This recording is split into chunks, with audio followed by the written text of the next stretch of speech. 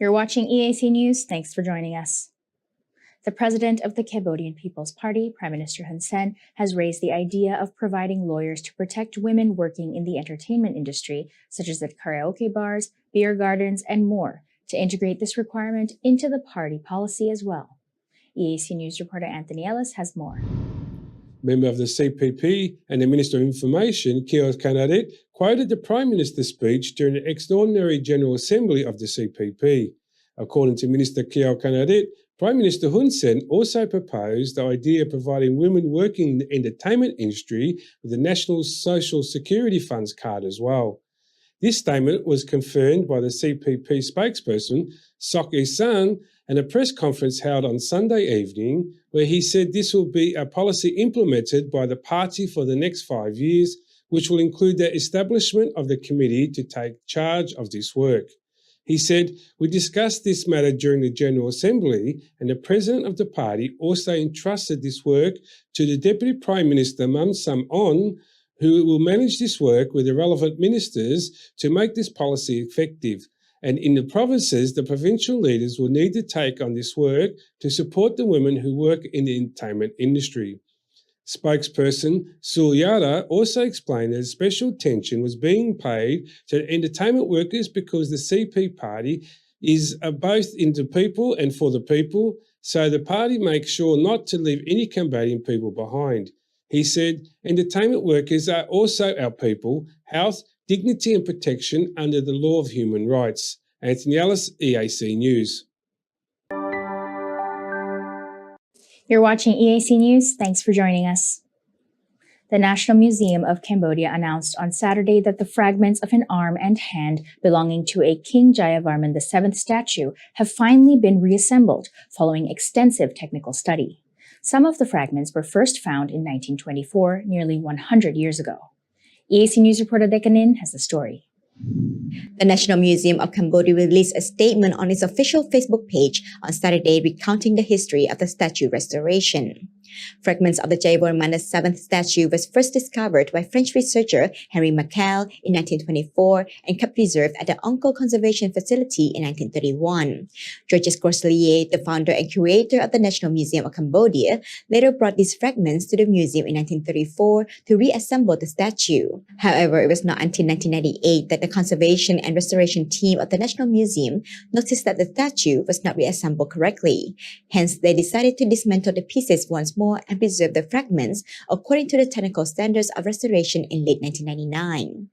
Meanwhile, the right-hand piece of the King Jayavarman VII statue was also discovered in 1990. Since the fragments of the left forearm was first found in 1924, researcher Michael Train had hypothesized that these fragments were part of the hands of the Jayavarman VII statue, but was not able to confirm this with the fragments kept at the National Museum. A French research team finally confirmed this hypothesis in 2019 using 3D scanning technology that tested if the pieces fit together. The study showed that the pieces were nearly 100% fit, confirming that the arm fragments really did belong to the Jayavarman VII statue. The National Museum then decided to once again to reassemble these pieces with the full statue in 2021. The Stone Restoration Workshop and Conservation Team finally began the reassembly process in January 2023, evaluating and discussing the techniques to connect the pieces together and further confirming the hypothesis and results of the previous study when completing the task. The National Museum wrote in its Facebook post, "The purpose of this conservation and restoration is to enhance the prestige and invaluable memory of the Angkorean kings who sacrificed their physical and mental strength to defend our country." I'm Dekanin, EAC News. You're watching EAC News. Thanks for joining us. The Cambodian People's Party has stated that it will work to transform Cambodia's agriculture sector and strengthen agribusiness, helping farmers with agricultural trade and using the market to ensure the steady income of farmers. EAC News reporter Dekanin has more. Speaking in a press conference on the CPP's extraordinary general meeting on Sunday evening, CPP spokesperson Suhyara confirmed that the party's primary policies for the next 5 years is geographically divided on the basis of agriculture, focusing on the potential of agricultural development across all areas of the country. He added that agricultural experts will be sent to different areas of the country according to their skills, which is expected to increase the demand for agricultural experts in the next 5 years. All human resources will be used professionally, he assured. CPP spokesperson Sok Asan also confirmed millions of dollars will be utilized to combat falling agricultural prices and establish farmers' associations to protect their interests and secure their markets. I'm Dekanin, EAC News. You're watching EAC News. Thanks for joining us. Cambodia and China anticipate that starting in early February 2023, flights between the two countries will resume at a rate of 30% to 40% of what they were prior to the COVID-19 outbreak in 2019. EAC News reporter Anthony Ellis has more details. Cambodia and China have high expectations after agreeing to resume normal flights in accordance with bilateral agreements with no further limits or restrictions made by flights between the two countries. The Minister in Charge of Secretary of State of Civil Aviation, Mal Havanal, has said that prior to the start of COVID-19 pandemic, a total of 415 flights would take place between the two countries per week. At that time, there were 22 airlines making these trips, including 16 Chinese airlines and 6 Cambodian airlines, connecting 37 cities, of which 3 were in Cambodia and 34 in China. He added that once the pandemic started, there were only a few flights scheduled between the two countries, starting from the 28th of April 2021. From the 21st of June 2021, there was 1 flight scheduled per week, which then finally went up to 2 flights per week starting the 23rd of February 2022. Then starting the 1st of July 2022, there were 6 flights scheduled per week, which increased to 30 flights per week starting from the 19th of August 2022, and then 60 flights from 8th of November 2022. The Minister in Charge of the Secretary of State for the Civil Aviation confirmed that 2021, China provided Cambodia with 3 short-term civil aviation technical scholarships at the Civil Aviation University of China in 3 courses: a flight preparation course, an aircraft maintenance engineering course, and a radar management course. In 2022, the Civil Aviation University of China continued to offer 2 short-term scholarships for Cambodians, including 1 focused on flight data analysis and 1 for aviation information management. Anthony Ellis, EAC News.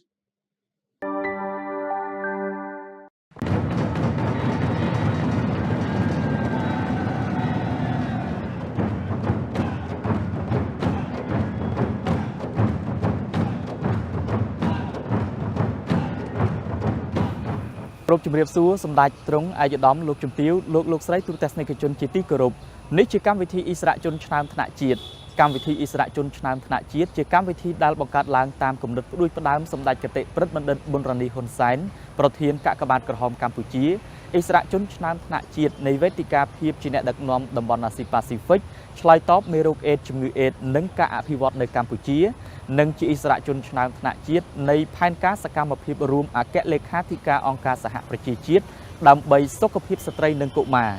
ឆ្ពោះទៅទិវាជាតិសុខភាពមាតាទារកនិងកុមារ21កុម្ភៈនិងជាកិច្ចស្វាគមន៍ឆ្នាំថ្មីឆ្នាំ2023នេះកម្មវិធីសូមអនុញ្ញាតបង្ហាញជូនវគ្គទី1សេវាកម្មនានានៅមជ្ឈមណ្ឌលជាតិគាំពៀមាតានិងទារកវគ្គទី2គ្រូពេទ្យជំនាញនិងស្ត្រីមកទទួលសេវាកម្មកម្មវិធីមានវាគ្មិនកិត្តិយសគឺលោកស្រីសយច័ន្ទលក្ខណាអ្នកទទួលសេវាថែទាំសុខភាពមាតាទារកនិងកុមារនិងបំភ្លឺសំណួរមួយចំនួនទាក់ទងនឹងរឿងរ៉ាវខាងលើនេះ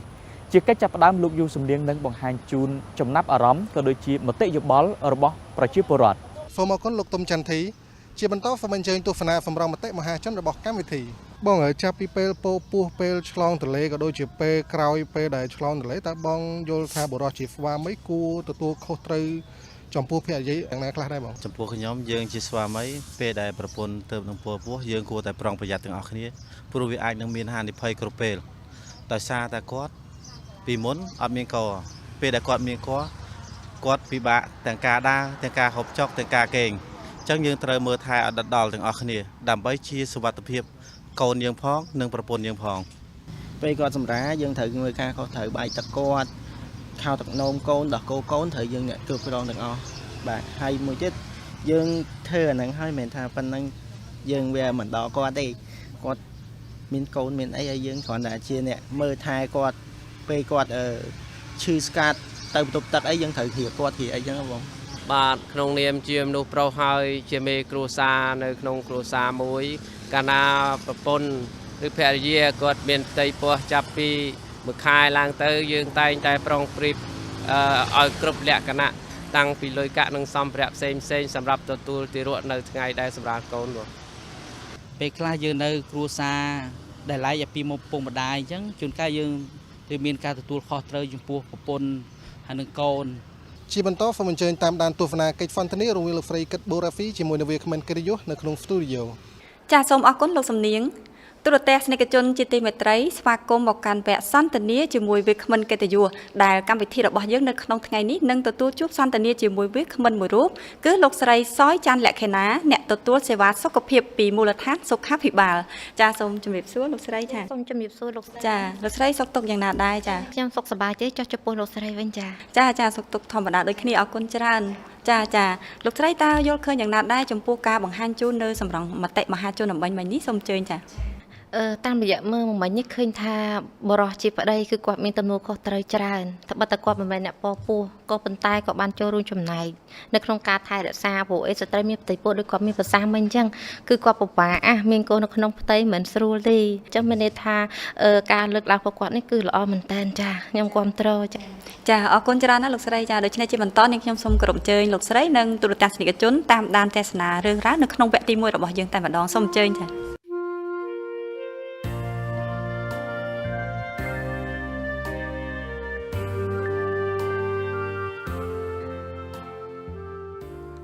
ដើម្បីឈានឆ្ពោះទៅទិវាជាតិសុខភាពមាតា ទារកនិងកុមារ21កុម្ភៈកម្មវិធីអិសរាជជនឆ្នើមថ្នាក់ជាតិសូមបង្ហាញជូននូវសេវាកម្មនានានៅមជ្ឈមណ្ឌលជាតិគាំពារមាតានិងទារកនៃក្រសួងសុខាភិបាលដែលផ្ដល់នូវសេវាថែទាំសុខភាពស្ត្រីមាតាទារកនិងកុមារប្រកបដោយទំនុកចិត្តនិងសុវត្ថិភាពនៅក្នុងមជ្ឈមណ្ឌលជាតិគាំពារមាតានិងទារកយើងនឹងមានបានផ្ដល់សេវាជូនអតិថិជនភ្ញៀវស្ត្រីនិងកុមារនឹងមានដូចជាសេវាពិនិត្យផ្ទៃពោះសេវាពិនិត្យនិងព្យាបាលរោគស្ត្រីសេវាពិនិត្យក្រោយសម្រាលថែទាំក្រោយសម្រាលហ្នឹងសេវារំលូតដោយសុវត្ថិភាពនិងមានសេវាចាត់ថ្នាំបង្ការ10មុខ11មុខចំពោះកុមាររហូតដល់អាយុ18ខែហើយនឹងយើងមានសេវាថែទាំថ្មិញសេវាពិគ្រោះមុនត្រៀមយករៀបការនិងត្រៀមយកបុត្រហើយនឹងវិបត្តិគ្មានកូនតែហើយនឹងផ្នែកអមវិជ្ជសាស្ត្រដែលយើងធ្វើតេស្តឈាមរោគមេរោគរអីបង្ការមេរោគបង្ការជំងឺឆ្លងទៅម្ដាយទៅកូនចាហើយនឹងយើងមានសេវាកម្មផ្នែកពជាកំណើតចាហើយនឹងវិនិច្ឆ័យជំងឺទូទៅហើយយើងមានទាំងផ្នែកវះកាត់ទាំងផ្នែកព្យាបាលចាហើយនឹងបន្តនឹងនោះយើងមានទារកដ្ឋានទៀតដែលយើងចាប់ផ្ដើមទទួលកូននឹងចាប់ពីអាយុ3ខែរហូតដល់2ឆ្នាំតែយើងទទួលតែចំពោះកូនដែលបើកដោះម្ដាយទេចាអានេះសេវាពិនិត្យពិគ្រោះជំងឺក្រៅអញ្ចឹងយើងមានសេវាដែលអ្នកជំងឺគាត់សម្រាប់ពេទ្យនឹងមកព្យាបាលអញ្ចឹងនៅក្នុងសេវាសម្រាប់ពេទ្យហ្នឹងយើងមានសេវាសម្រាលចាសេវាវះកាត់ផ្នែកសម្ភពនិងផ្នែករោគស្ត្រីហើយនឹងមានសេវាថែទាំនិងសង្គ្រោះទារកទៅនឹងកើតយោងតាមប្រសាសន៍របស់អ្នកជំនាញនាពេលបច្ចុប្បន្នដោយមានការផ្សព្វផ្សាយទូលំទូលាយអំពីការថែទាំសុខភាពមាតាទារកនិងកុមារស្ត្រីជាមាតាទទួលបាននូវការយល់ដឹងកាន់តែច្រើនឡើងនិងបានមកទទួលសេវាពិនិត្យផ្ទៃពោះសេវាសម្រាលនៅតាមមន្ទីរពេទ្យមានចំនួនកាន់តែច្រើនដែលធ្វើឲ្យអត្រាគ្រោះថ្នាក់របស់ម្ដាយនិងទារកនៅពេលសម្រាលត្រូវបានកាត់បន្ថយយ៉ាងច្រើន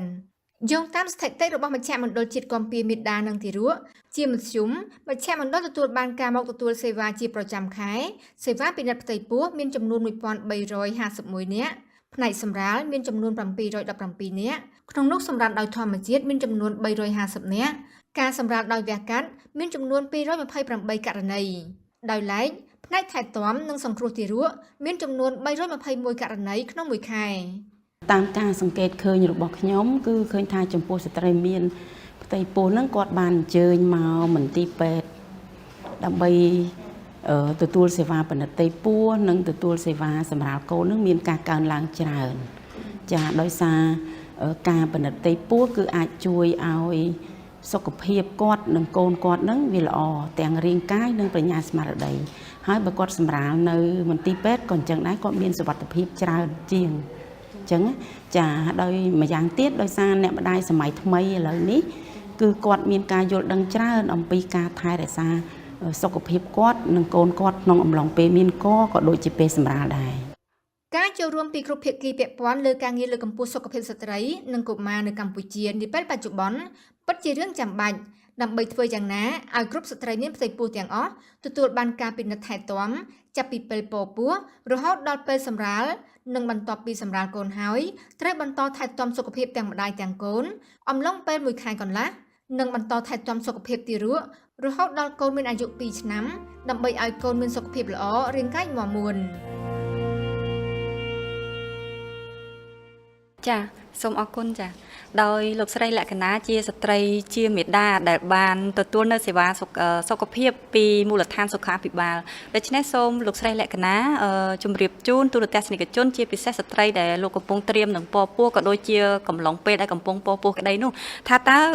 នៅពេលដែលលោកស្រីកំពុងពពោះនោះតើលោកស្រីបានទទួលសេវាថែទាំសុខភាពនោះនៅទីណាដែរទទួលសេវាកម្មអ្វីខ្លះហើយថាតើហេតុអ្វីចាំបាច់ត្រូវទទួលយកសេវាទាំងនោះចាសូមអញ្ជើញចាសូមអរគុណសម្រាប់នាងខ្ញុំជាបទពិសោធន៍ផ្ទាល់តែម្ដងខ្ញុំមានកូនទី1ហើយមកដល់ពេលនេះគាត់មានអាយុជិត10ខែហើយចំពោះនាងខ្ញុំកំឡុងពេលដែលពពោះគឺបានទទួលការថែទាំសុខភាពនៅមន្ទីរពេទ្យរដ្ឋមួយនិងឯកជនមួយដែលមានជំនាញនឹងឯកទេសចា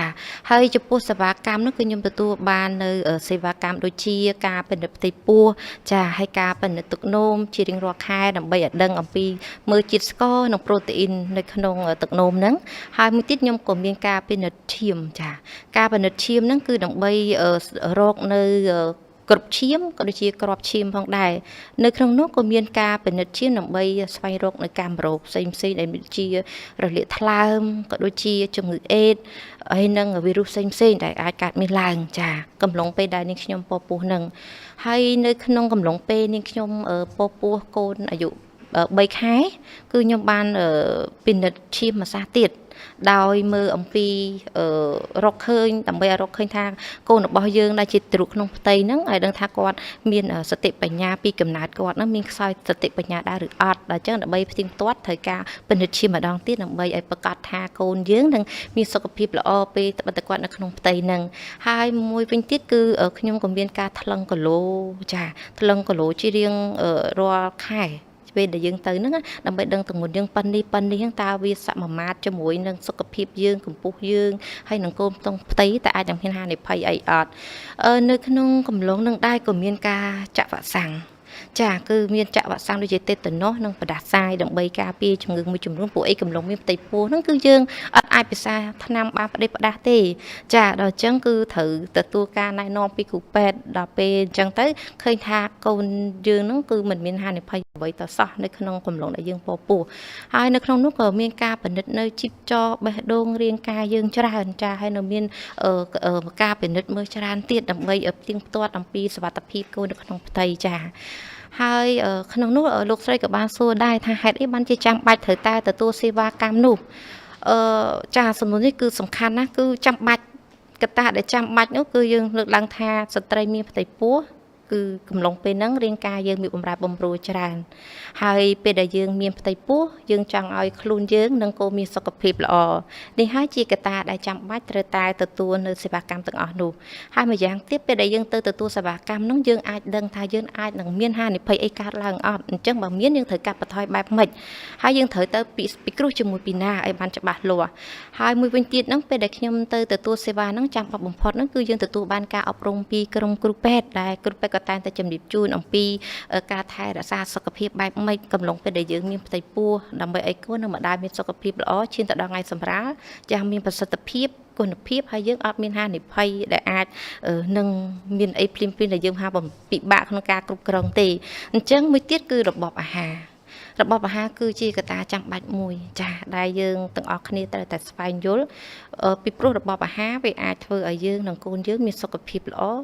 ហើយក៏ជិះផុតពីជំនឿមួយចំនួនពេលដែលយើងកំឡុងមានផ្ទៃពោះនឹងចា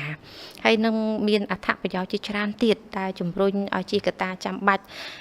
កុំឲ្យយើងមានហានិភ័យច្រើនចាសំខាន់នោះគឺកត្តាហានិភ័យដែលយើងពិបាកជាងគេបំផុតដូចចាចាអរគុណណាស់លោកស្រីតើកន្លងទៅណាលោកស្រីធ្លាប់ទទួលបានការយល់ដឹងអ្វីខ្លះចំពោះសុខភាពស្ត្រីនោះហើយលោកស្រីទទួលការយល់ដឹងទាំងនោះពីទីណាចាកន្លងទៅនាងខ្ញុំបានយល់ដឹងបើសិនជាកំឡុងពេលមានផ្ទៃពោះកំឡុងមានផ្ទៃពោះហ្នឹងមុនមានផ្ទៃពោះយើងបាក់ពីមុនមានផ្ទៃពោះខ្ញុំតែងតែមានគម្រោងថាឆ្នាំណាខ្ញុំត្រូវយកបុតហើយកំឡុងយកបុតខ្ញុំត្រូវត្រៀមអ្វីខ្លះអញ្ចឹងមុននឹងពេលខ្ញុំ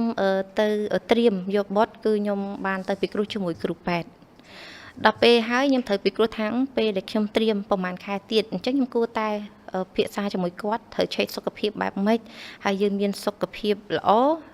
យើងគួរតែប្រហែលខែទៀតអាចយកកូនបានហើយកំឡុងពេលហ្នឹងតើយើងត្រូវធ្វើអ្វីខ្លះជាមួយនឹងគ្រួសារចាអញ្ចឹងគឺខ្ញុំក្រោយពេលដែលបណ្ឌិតសុខភាពហើយគេមានផ្ដល់ថ្នាំឲ្យយើងដើម្បីញ៉ាំដើម្បីថាពេលដែលយើងមានកូនមកអាចកូនឆ្លាតកូនស្អាតគួរឲ្យស្រឡាញ់តាមតែចិត្តពុកម្ដាយយើងចង់បានណាចាហើយដល់ទៅពេលខ្ញុំមានផ្ទៃពោះទៀតខ្ញុំបានទទួលការយល់ដឹងច្រើនពេលដែលខ្ញុំទៅដល់ទៅកាសមន្ទីរពេទ្យគឺទទួលការអប់រំណែនាំពីគ្រូពេទ្យកំណុំមានផ្ទៃពោះហើយម្យ៉ាងទៀតក៏បានដឹងអំពីបណ្ដាញផ្សព្វផ្សាយមួយចំនួនពីការថែរក្សាគភ៌តែយើងគួរតែទៅពិនិត្យនៅឯមន្ទីរពេទ្យចំនួនប្រមាណដងពេលដែលយើងកំឡុងមានផ្ទៃពោះនឹងចាដោយរដ្ឋាភិបាលក៏ដូចជាក្រសួងសុខាភិបាលក៏បានហើយបានជម្រាបជូនទៅដល់ប្រជាពលរដ្ឋយើងដែរថាយ៉ាងតិចណាស់ក៏4ដងកំឡុងពេលយើងមានផ្ទៃពោះក៏ប៉ុន្តែខ្ញុំទទួលបានលើសនឹងដើម្បីប្រកបវិជ្ជាព្រោះអីថាដើម្បីកាន់តែមានសុវត្ថិភាពអញ្ចឹងខ្ញុំក៏បានទៅកំឡុងមានផ្ទៃពោះហ្នឹងគឺខ្ញុំបានទៅពិនិត្យសុខភាពជាទៀងទាត់ហើយក៏ទទួលការណែនាំពីគ្រូពេទ្យពីបងប្អូនជុំវិញខ្លួនផងដែរដើម្បីយើងដឹងថាដើម្បីឲ្យសុវត្ថិភាពដល់ពេលហើយចិត្តដល់ថ្ងៃសម្រាលដល់វិជាទៅដល់ថ្ងៃសម្រាលទៀតគឺខ្ញុំត្រូវរឹតតែយល់ដឹងបន្ថែមទៀតស្រាវជ្រាវខ្លួនឯងផងអីផងហើយយើងសាកសួរព័ត៌មានមួយចំនួនផងពីគ្រូពេទ្យបើយើងមានចម្ងល់ហើយអ្វីដែលខ្ញុំចង់ចែកជូនប្រជាពលរដ្ឋឲ្យមានការយល់ដឹងនេះគឺយើងត្រូវស្រាវជ្រាវបន្ថែមទៀតចាដើម្បីឲ្យយើងនឹងដឹងថាតើពេលដែលយើងកំឡុងយើងចង់បានកូនយើងពេលពោះហើយនឹងក្រៅសម្រាលតើយើងគួរតែថែរក្សាសុខភាពបែបម៉េចដើម្បីឲ្យកូននិងម្ដាយមានសុខភាពល្អហើយមានសុវត្ថិភាពហើយកូនកើតមករឹងមាំល្អចាហើយចំពោះប្រភពព័ត៌មានដែលខ្ញុំទទួលបានហ្នឹងគឺច្រើនចាកន្លងមកហ្នឹងដោយសារតែខ្ញុំចង់បានកូនតែដោយសារតែមានបញ្ហាសុខភាពយើងពិបាកមានកូនដល់ចឹងហើយខ្ញុំតែងតែស្រាវជ្រាវទី1គឺខ្ញុំទទួលបានព័ត៌មានពីបងប្អូនក្រុមគ្រួសារមិត្តភ័ក្តិតាមបណ្ដាសង្គមផ្សេងៗជាពិសេសគឺទូរទស្សន៍តែម្ដងចាខ្ញុំតែងតែតាមដានមើលនៅកម្មវិធីផ្សេងៗក្នុងនោះក៏មានកម្មវិធីអិសរាជជនឆ្នាំថ្នាក់ជាតិផងដែរដែលមានការផ្ដួចផ្ដើមដោយសម្ដេចគតិប្រិយបណ្ឌិតប៊ុនឌីហ៊ុនសែនចាដែលលោកជាប្រធានកាកបាទក្រមកម្ពុជាហើយក៏ជាចាអិសរាជជនឆ្នាំថ្នាក់ជាតិផងដែរចាដូច្នេះហើយតែងតែមើលនៅកម្មវិធីនោះដែលទទួលការអប់រំច្រើនលើកកម្ពស់នៅសុខភាពមាតានិងទារកហើយកត្តាជំរុញអស់នេះហើយខ្ញុំតែងតែបន្តមើលឥឡូវថ្ងៃនេះបានខ្លាចជាវិក្មិនទៀតចាដល់ពេលបានខ្លាចជាវិក្មិនខ្ញុំគិតថានឹងសប្បាយចិត្តអាចចែករំលែកអ្វីជាបទពិសោធន៍ផ្ទាល់ខ្លួនអញ្ចឹងក៏សូមឲ្យបងប្អូនប្រជាពលរដ្ឋមេត្តាក្នុងការស្វាស្វែងយល់ព្រោះបច្ចុប្បន្ននេះមិនថារដ្ឋាភិបាលចានិងបណ្ដាដៃគូទេគឺតែងតែនាំគ្នាលើកកម្ពស់នៅសុខភាពមាតានិងទារកក្នុងនោះក៏មានសម្ដេចគតិប្រិយបណ្ឌិតប៊ុនឌីហ៊ុនសែនចាដែលលោកតែងតែជំរុញលើកទឹកចិត្តហើយតែងតែអំពាវនាវជាពិសេសគឺក្នុងទិវាចាទិវាសុខភាពមាតានិងទារកតែម្ដងចាថ្ងៃ21កុម្ភៈចាលោកស្រីដែលតែងតែគាត់ផ្ដាំផ្ញើសារលិខិតអំពីវិនិយោគមួយចំនួនជូនទៅដល់ប្រជាពលរដ្ឋយើងកុំឲ្យមានការធ្វេសប្រហែសចំពោះសុខភាពចាសូមអរគុណចាអរគុណណាស់លោកស្រីជាបទពិសោធន៍កន្លងមកនេះថាតើស្ត្រីមានផ្ទៃពោះក៏ដូចជាពេលសម្រាលនោះតើនឹងជួបនៅសញ្ញាគ្រោះថ្នាក់អ្វីខ្លះដែរហើយប្រសិនបើមានសញ្ញាគ្រោះថ្នាក់ទាំងនោះថាតើគាត់គួរតែទៅពិគ្រោះជាមួយនឹងអ្នកណាដែរសូមអញ្ជើញចាកំឡុងជាបទពិសោធន៍នាងខ្ញុំដោយសារតែកំឡុងខ្ញុំមានផ្ទៃពោះមិនថាយើងអត់មានបញ្ហាទេតែងតែមានតិចតួចអញ្ចឹងពេលដែលស្ត្រីកំឡុងពេលមានផ្ទៃពោះគឺអាចមានបញ្ហាមួយចំនួនកើតឡើងដូចជាមានការធ្លាក់ឈាមចាការចង់ក្អួតអីមួយចំនួនហើយនៅក្នុងហ្នឹងកត្តាដែលសំខាន់ហ្នឹងគឺខ្លាចមាន កម្មរោគកម្មអីនៅទ្វារមាសដែលយើងអាចកាត់មានឡើងចាហើយទឹកភ្លោះយើងក៏ត្រូវសង្កេតមើលហើយនេះបញ្ហាមួយចំនួនហ្នឹងក្តៅខ្លួនខ្លាំងអ្នកខ្លះគាត់ដល់ថ្នាក់ការប្រើថ្នាំប្រដឹងខ្លួនធ្វើប៉ះពាល់ដល់កូនហើយអ្នកខ្លះទៀតគឺស្លេកស្លាំងគាត់ស្លេកខ្លាំងច្រើនចាដោយសារតែអីបញ្ហាមួយចំនួនគឺដោយសារគាត់អត់បានទទួលនៅថ្នាំជាតិដែកដែលមណ្ឌលសុខភាពផ្ដល់ជូននៃគាត់អត់បានលេបឲ្យគ្រប់គ្រាន់អញ្ចឹងធ្វើឲ្យគាត់មានបញ្ហាស្លេកស្លាំងខ្សោយកម្លាំងហើយពេលខ្លះទៅអាចប្រឈមដល់កូនទៀតមានពិការភាពចាអាហ្នឹងក្នុងកំឡុងក្នុងផ្ទៃពោះហ្នឹងពេលខ្លះគាត់អត់ដឹងថាយើងគួរធ្វើបែបម៉េចទេតើចំណុចណាអាចប្រឈមនឹងគ្រោះថ្នាក់ពេលខ្លះមានចំណុចជិះវៀងតែយើងអត់បានដឹងអញ្ចឹងចំណុចដែលពេលកំឡុងមានផ្ទៃពោះគ្រោះថ្នាក់ជាងគេហ្នឹងគឺការសង្កេតមើលទៅលើការធ្លាក់ឈាមច្រើនជាងគេតែម្ដងតាមនេះខ្ញុំបានដឹងចាគឺការធ្លាក់ឈាមការរបបតង់សុកនៅក្នុងខែដំបូងចាហើយមួយទៀតហ្នឹងគឺសុករំកកូននេះនឹងតាំងពីពី3ខែអ្នកខ្លះក៏មានដែរសម្រាប់នាងខ្ញុំជាបទពិសោធន៍គឺនាងខ្ញុំកំឡុងពេល2ខែខ្ញុំចាប់ផ្ដើមមើលហើយចូលដល់3ខែយើងមើលទៅឃើញសុករំកកូនតាំងពីខែទី3តែម្ដងហើយគាត់រៀងចង់ធ្លាក់ចុះមកក្រោមចាខុសពីធម្មតាគាត់នៅខាងលើទេនឹងជាបញ្ហាខ្ញុំផ្ទាល់ដែលខ្ញុំចង់ចែករំលែកអញ្ចឹងអានឹងគឺជាបញ្ហាកំឡុងមានផ្ទៃពោះហើយដល់ទៅពេលសម្រាលអញ្ចឹងពេលដែលយើងមានបញ្ហាហើយតែយើងគួរតែថែទាំបែបម៉េចអញ្ចឹងពេលដែលកំឡុងពេលដែលសម្រាលហានិភ័យចំពោះស្ត្រីមានផ្ទៃពោះហ្នឹងគឺពេលខ្លះអត់ទាន់ឈឺពោះទេតែទឹកភ្លោះគាត់គឺចាប់ដើមចាទឹកភ្លោះគាត់ចាប់ផ្ដើមប្រែប្រួលហូរធ្លាក់ចេញមកអញ្ចឹងទៅចាហើយមួយទៀតធ្លាក់ឈាមខ្លាំងធ្លាក់ឈាមខ្លាំងក៏ប៉ុន្តែគាត់អត់ទាន់សម្រាលទេអត់ទាន់ឈឺពោះតែឈាមគាត់ធ្លាក់ច្រើនតែត្រូវការផ្ដល់ឈាមហ្នឹងពួកអីពេលដែលយើងត្រៀមនឹងសម្រាលតែងតែត្រៀមឈាម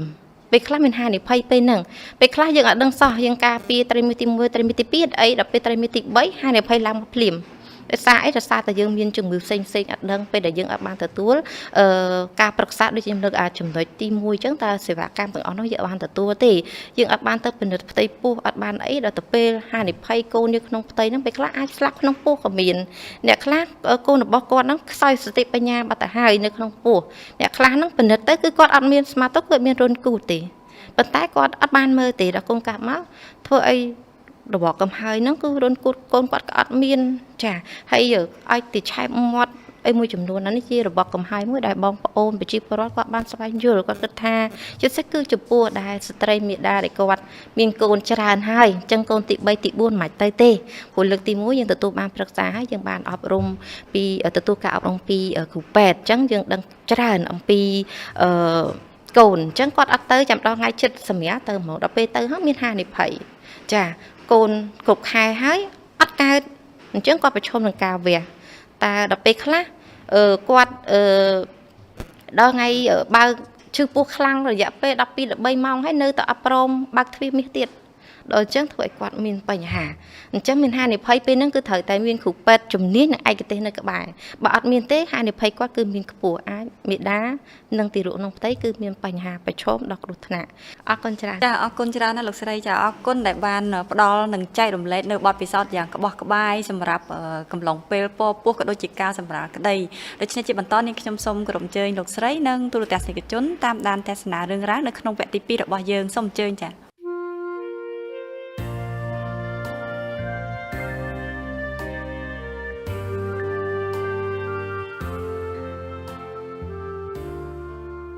យោងតាមគោលនយោបាយជាតិស្តីពីសុខភាពមាតាទារកនិងកុមារនៅអំឡុងពេលមានផ្ទៃពោះស្ត្រីជាមាតាគ្រប់រូបត្រូវទទួលការមកពិនិត្យផ្ទៃពោះយ៉ាងតិច4ដងដើម្បីដឹងពីសុខភាពម្ដាយនិងកូនក្នុងផ្ទៃរកឲ្យឃើញនូវសញ្ញាគ្រោះថ្នាក់និងព្យាបាលឲ្យទាន់ពេលវេលាដើម្បីទទួលបានការចាក់វ៉ាក់សាំងតេតាណូសថ្នាំជាតិដែកទទួលដំបូន្មានពីបុគ្គលិកសុខាភិបាលអំពីការបរិភោគអាហារបំផុតបន្ថែមអំពីអនាម័យខ្លួនប្រាណការបំបើកដោះកូនពេលវេលាសម្រាលនិងកន្លែងសម្រាលដែលរំពឹងទុកក្រោយពេលសម្រាលបុតរួចអ្នកម្ដាយក៏ត្រូវយកចិត្តទុកដាក់យ៉ាងខ្លាំងក្នុងការថែទាំសុខភាពរបស់ខ្លួនឡើងវិញដើម្បីជៀសវាងពីគ្រោះថ្នាក់ដល់អាយុជីវិតព្រមទាំងបញ្ហានានាដែលអាចជះឥទ្ធិពលចំពោះការពពោះលើកក្រោយ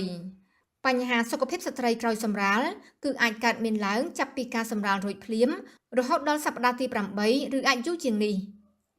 ចាជាទូទៅស្ត្រីរបស់យើងដែលគាត់បានមកទទួលសេវាហ្នឹងគឺគាត់មានភាពងាយស្រួលដោយសារ យើងមានបុគ្គលិកដែលគាត់ទទួលរាក់ទាក់គាត់ជូនភ្ញៀវទៅដាក់ទៅតាមផ្នែកដែលគាត់ពិនិត្យមួយហើយនឹងមួយទៀតដោយសារយើងមានគ្រូពេទ្យដែលគាត់បានបញ្យល់ណែនាំពីបញ្ហាសុខភាពផ្នែកផ្ទៃពោះនិងការថែទាំផ្ទៃពោះហើយថែទាំក្រោយសម្រាលតាមរបៀបវ៉ាក់សាំងហ្នឹងគាត់បានពន្យល់ចាក់វ៉ាក់សាំងកូនឲ្យគាត់បានមកពិនិត្យឲ្យបានទៀងទាត់តាមពេលវេលាការណាត់របស់គ្រូពេទ្យអញ្ចឹងគាត់មានការជឿជាក់ហើយនឹងមានទំនុកចិត្តដោយសារយើងឃើញថាគ្រូពេទ្យយើងបានយកចិត្តទុកដាក់ហើយនឹងគ្រូពេទ្យដែលគាត់មានជំនាញច្បាស់លាស់ដើម្បីធ្វើឲ្យគាត់មកទទួលសេវានឹងបានល្អក្នុងអំឡុងពេលនៃការពពោះរយៈពេល9ខែ10ថ្ងៃស្ត្រីជាមេដាអាចនឹងជួបប្រទះនៅបញ្ហានានាដែលនឹងអាចកើតឡើងដោយមិនបានរំពឹងទុកដោយសារការប្រែប្រួលទៅតាមដំណាក់កាលនីមួយៗក្នុងនោះសញ្ញាគ្រោះថ្នាក់មួយចំនួនដែលអាចគំរាមកំហែងដល់សុខភាពម្ដាយនិងកូនក្នុងផ្ទៃដែលមេដាត្រូវយកចិត្តទុកដាក់និងត្រូវតាមដានសុខភាពសញ្ញាទាំងនោះមានដូចជាការធ្លាក់ឈាមការក្អួតចង្អោរធ្ងន់ធ្ងរចលនារបស់ទារកធ្លាក់ចុះអាការៈឈឺខុសធម្មតានិងគ្រុនផ្ដាសាយជាដើមពាក្យថាចាញ់កូនគឺមានន័យថាស្ត្រីគាត់ដឹងថាចាញ់កូនតែយើងត្រូវគិតថាសញ្ញាអីដែលស្ត្រីគាត់ដឹងថាចាញ់កូនវាមានតែសញ្ញាចង្អោរនិងក្អួតអានឹងវាជារោគសញ្ញាទូទៅនៃស្ត្រីមានផ្ទៃពោះហើយនៅពេលដែលគាត់មានផ្ទៃពោះគឺគាត់ចង្អោរក្អួតគាត់ដឹងថាគាត់មានផ្ទៃពោះហើយបូកជាមួយនឹងការបាត់រដូវមួយទៀតហើយអាចង្អោរក្អួតដែលមាននៅលើស្ត្រីហ្នឹងវាមានប្រហែលប្រមាណជា 75% ប៉ុន្តែការក្អួតហ្នឹងវាមិនធ្វើឲ្យស្ត្រីហ្នឹងមានបញ្ហាអីទេដោយសារមានការបម្រែបម្រួលអុកម៉ូននៅអំឡុងពេលគាត់មានផ្ទៃពោះហ្នឹងគឺវាធ្វើឲ្យអុកម៉ូនហ្នឹងវាផ្លាស់ប្ដូរធ្វើឲ្យគាត់មានការចាញ់កូនដែលវាមានចង្អោរក្អួតនឹងឯងប៉ុន្តែអាការចង្អោរក្អួតហ្នឹងប្រសិនបើយើងប្រហែលយើងអត់បានតាមដានយើងអត់បានមើលវាអាចកាលណាក្អួតចង្អោរធ្ងន់ធ្ងរទៅវាធ្វើឲ្យបាត់បង់ជាតិទឹកហើយនឹងបាត់បង់ទម្ងន់ការបាត់បង់ជាតិទឹកនិងការបាត់បង់ទម្ងន់ហ្នឹងបើសិនជាទុករយៈពេលយូរទៅទៀតវាអាចធ្វើឲ្យគាត់មានបញ្ហាកង្វះជាតិទឹកវាធ្វើឲ្យមានបញ្ហាមួយគេហៅថាស្ទះសរសៃឈាមវែងជ្រៅនិងទារកសម្រាលមកវាអត់គ្រប់គីឡូឬក៏កង្វះវីតាមីនបើសិនបើគាត់ក្អួតនឹងធ្ងន់ធ្ងរមានបាត់បង់ជាតិទឹកហើយនឹងបាត់បង់ទម្ងន់យើងត្រូវណែនាំគាត់ឲ្យមកមន្ទីរពេទ្យដើម្បីទទួលយកការព្យាបាលស្ត្រីជាមេដានទាំងអស់ត្រូវយកចិត្តទុកដាក់ខ្ពស់ក្នុងការពិនិត្យនិងពិគ្រោះជាមួយគ្រូពេទ្យនៅពេលមានផ្ទៃពោះនិងពេលសម្រាប់បុតរួចដើម្បីចូលរួមទប់ស្កាត់អត្រាមរណៈមាតានិងទារកនៅក្នុងប្រទេសកម្ពុជាឲ្យកាន់តែប្រសើរឡើងក្នុងនោះពេលវេលាកំណត់ដែលស្ត្រីត្រូវមកពិនិត្យផ្ទៃពោះមុនពេលសម្រាលមានការពិនិត្យផ្ទៃពោះលើកទី1នៅមុន16សប្តាហ៍ការពិនិត្យលើកទី2នៅចន្លោះ24ទៅ28សប្តាហ៍ការពិនិត្យលើកទី3នៅចន្លោះ32ទៅ38សប្តាហ៍ការពិនិត្យលើកទី4គួរចន្លោះពី36ទៅ38សប្តាហ៍សម្រាប់ការពិនិត្យសុខភាពក្រោយពេលសម្រាលគួរធ្វើឡើងនៅ3ដំណាក់កាលសំខាន់គឺដំណាក់កាលទី1បន្ទាប់ពីសម្រាលរួចរហូតដល់24ម៉ោងក្រោយដំណាក់កាលទី2 24ម៉ោងក្រោយសម្រាលរហូតចេញពីមន្ទីរពេទ្យពី5ទៅ7ថ្ងៃដំណាក់កាលទី3បន្ទាប់ពីចេញពីមន្ទីរពេទ្យរហូតដល់6ទៅ8សប្តាហ៍ជាចុងក្រោយគឺខ្ញុំក៏សំណូមពរឲ្យបងប្អូនស្ត្រីជាមេដាទាំងអស់គាត់ចូលរួមទទួលសេវាពិនិត្យសុខភាពនិងចាក់ថ្នាំបង្ការនិងថែទាំក្រោយសម្រាលនឹងឲ្យបានគ្រប់គ្នានិងដើម្បីកាត់បន្ថយនៅបញ្ហាអត្រាមរណភាពម្ដាយនិងទារកដើម្បីឲ្យគាត់សម្រាលនឹងមានសុវត្ថិភាពហើយឲ្យគាត់មកសម្រាលនៅតាមមន្ទីរពេទ្យដែលមានគ្រូពេទ្យជំនាញដើម្បីកាត់បន្ថយនៅការគ្រោះថ្នាក់ទាំងម្ដាយទាំងកូនអញ្ចឹងយើងអាចមានសុវត្ថិភាពទាំងម្ដាយទាំងកូនហើយគាត់អញ្ជើញមកទទួលសេវានៅតាមមន្ទីរពេទ្យធំទីពេទ្យដែលគាត់ពេញចិត្តនឹងគាត់មកទទួលសេវាចា៎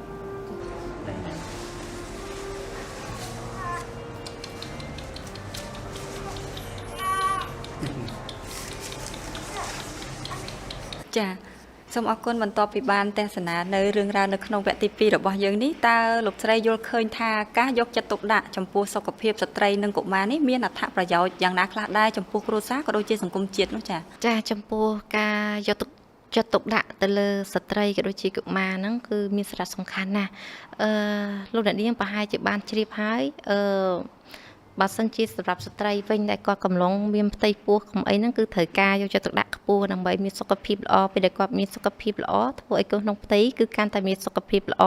អញ្ចឹងពេលដែលគាត់សម្រាចេញមកគឺមានសុខភាពល្អមាំមួនដែលកត្តាសុខភាពល្អនេះហើយដែលធ្វើឲ្យគ្រួសារគាត់សម្រាប់គ្រួសារហ្នឹងគឺមិនបាត់ចំណាយថវិកាមិនចាំបាច់ចំណាយពេលវេលាខាតពេលដើម្បីមើលថែស្ត្រីរូបនោះទេឬក៏កុមារនោះហើយម្យ៉ាងទៀតហ្នឹងយើងដឹងហើយមិនថា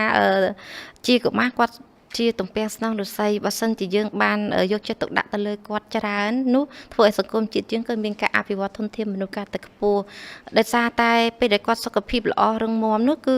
ធ្វើឲ្យគាត់មានបញ្ញាឆ្លៀសវៃមិនឈឺច្រើនធ្វើឲ្យគាត់មានឱកាសរៀនសូត្របានច្រើនមានឱកាសស្គាល់គេមានឱកាសទៅទីតាំងដែលច្រើនដែលមិនចាំបាច់យើងស្គីងសម្រាកលើក្រែពេទ្យ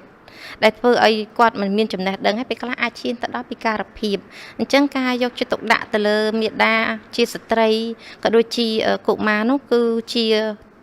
ការអភិវឌ្ឍធនធានមនុស្សមួយដ៏សំខាន់ហើយក៏ជាចលករមួយដើម្បីអភិវឌ្ឍនៅសង្គមជាតិយើងមិនថាគ្រួសារឬក៏សង្គមជាតិប្រទេសជាតិយើងទេកាន់តែមានធនធានកាន់តែល្អរឹងមាំដើម្បីជួយអភិវឌ្ឍប្រទេសជាតិឲ្យកាន់តែរីកចម្រើនបន្ថែមទៀតចា៎ចាអរគុណណាស់លោកស្រីជាសំណួរចុងក្រោយហើយថាលោកស្រីយល់ថារាជរដ្ឋាភិបាលបានយកចិត្តទុកដាក់យ៉ាងណាខ្លះចំពោះសុខភាពស្ត្រីនិងកុមារនោះចាសូមអញ្ជើញតាមអានេះខ្ញុំសូមជាដំបូងសូមគោរពថ្លែងអំណរគុណទៅដល់សម្ដេចជហ៊ុនសែននាយករដ្ឋមន្ត្រីនៃប្រទេសកម្ពុជាការយកចិត្តទុកដាក់របស់គាត់គឺកំឡុងលើកឧទាហរណ៍របស់នាងខ្ញុំផ្ទាល់កំឡុងខ្ញុំមានផ្ទៃពោះហ្នឹងមិនដូចខ្ញុំលើកមុនអញ្ចឹងគឺជាពេលដែលកូវីដកំពុងតែផ្ទុះចាពេលនោះក៏ខ្ញុំបានឆ្លងនៅជំងឺ COVID-19 កំឡុងពេលដែលខ្ញុំក៏ពពុះកូនអាយុបាន73ខែហើយដោយសារតែខ្ញុំទទួលបានវ៉ាក់សាំងមុននឹ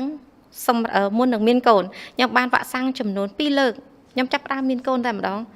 តែបើតែខ្ញុំពិបាកមានកូនរយៈពេល5ឆ្នាំតែទទួលបានវ៉ាក់សាំងហើយខ្ញុំបាច់ទៅជាខែក្រោយមកខ្ញុំមានកូនដល់ពេលមានកូនហើយខ្ញុំគិតថាមិនគួរឲ្យជឿដល់ទៅពេលហើយដល់ពេលខ្ញុំ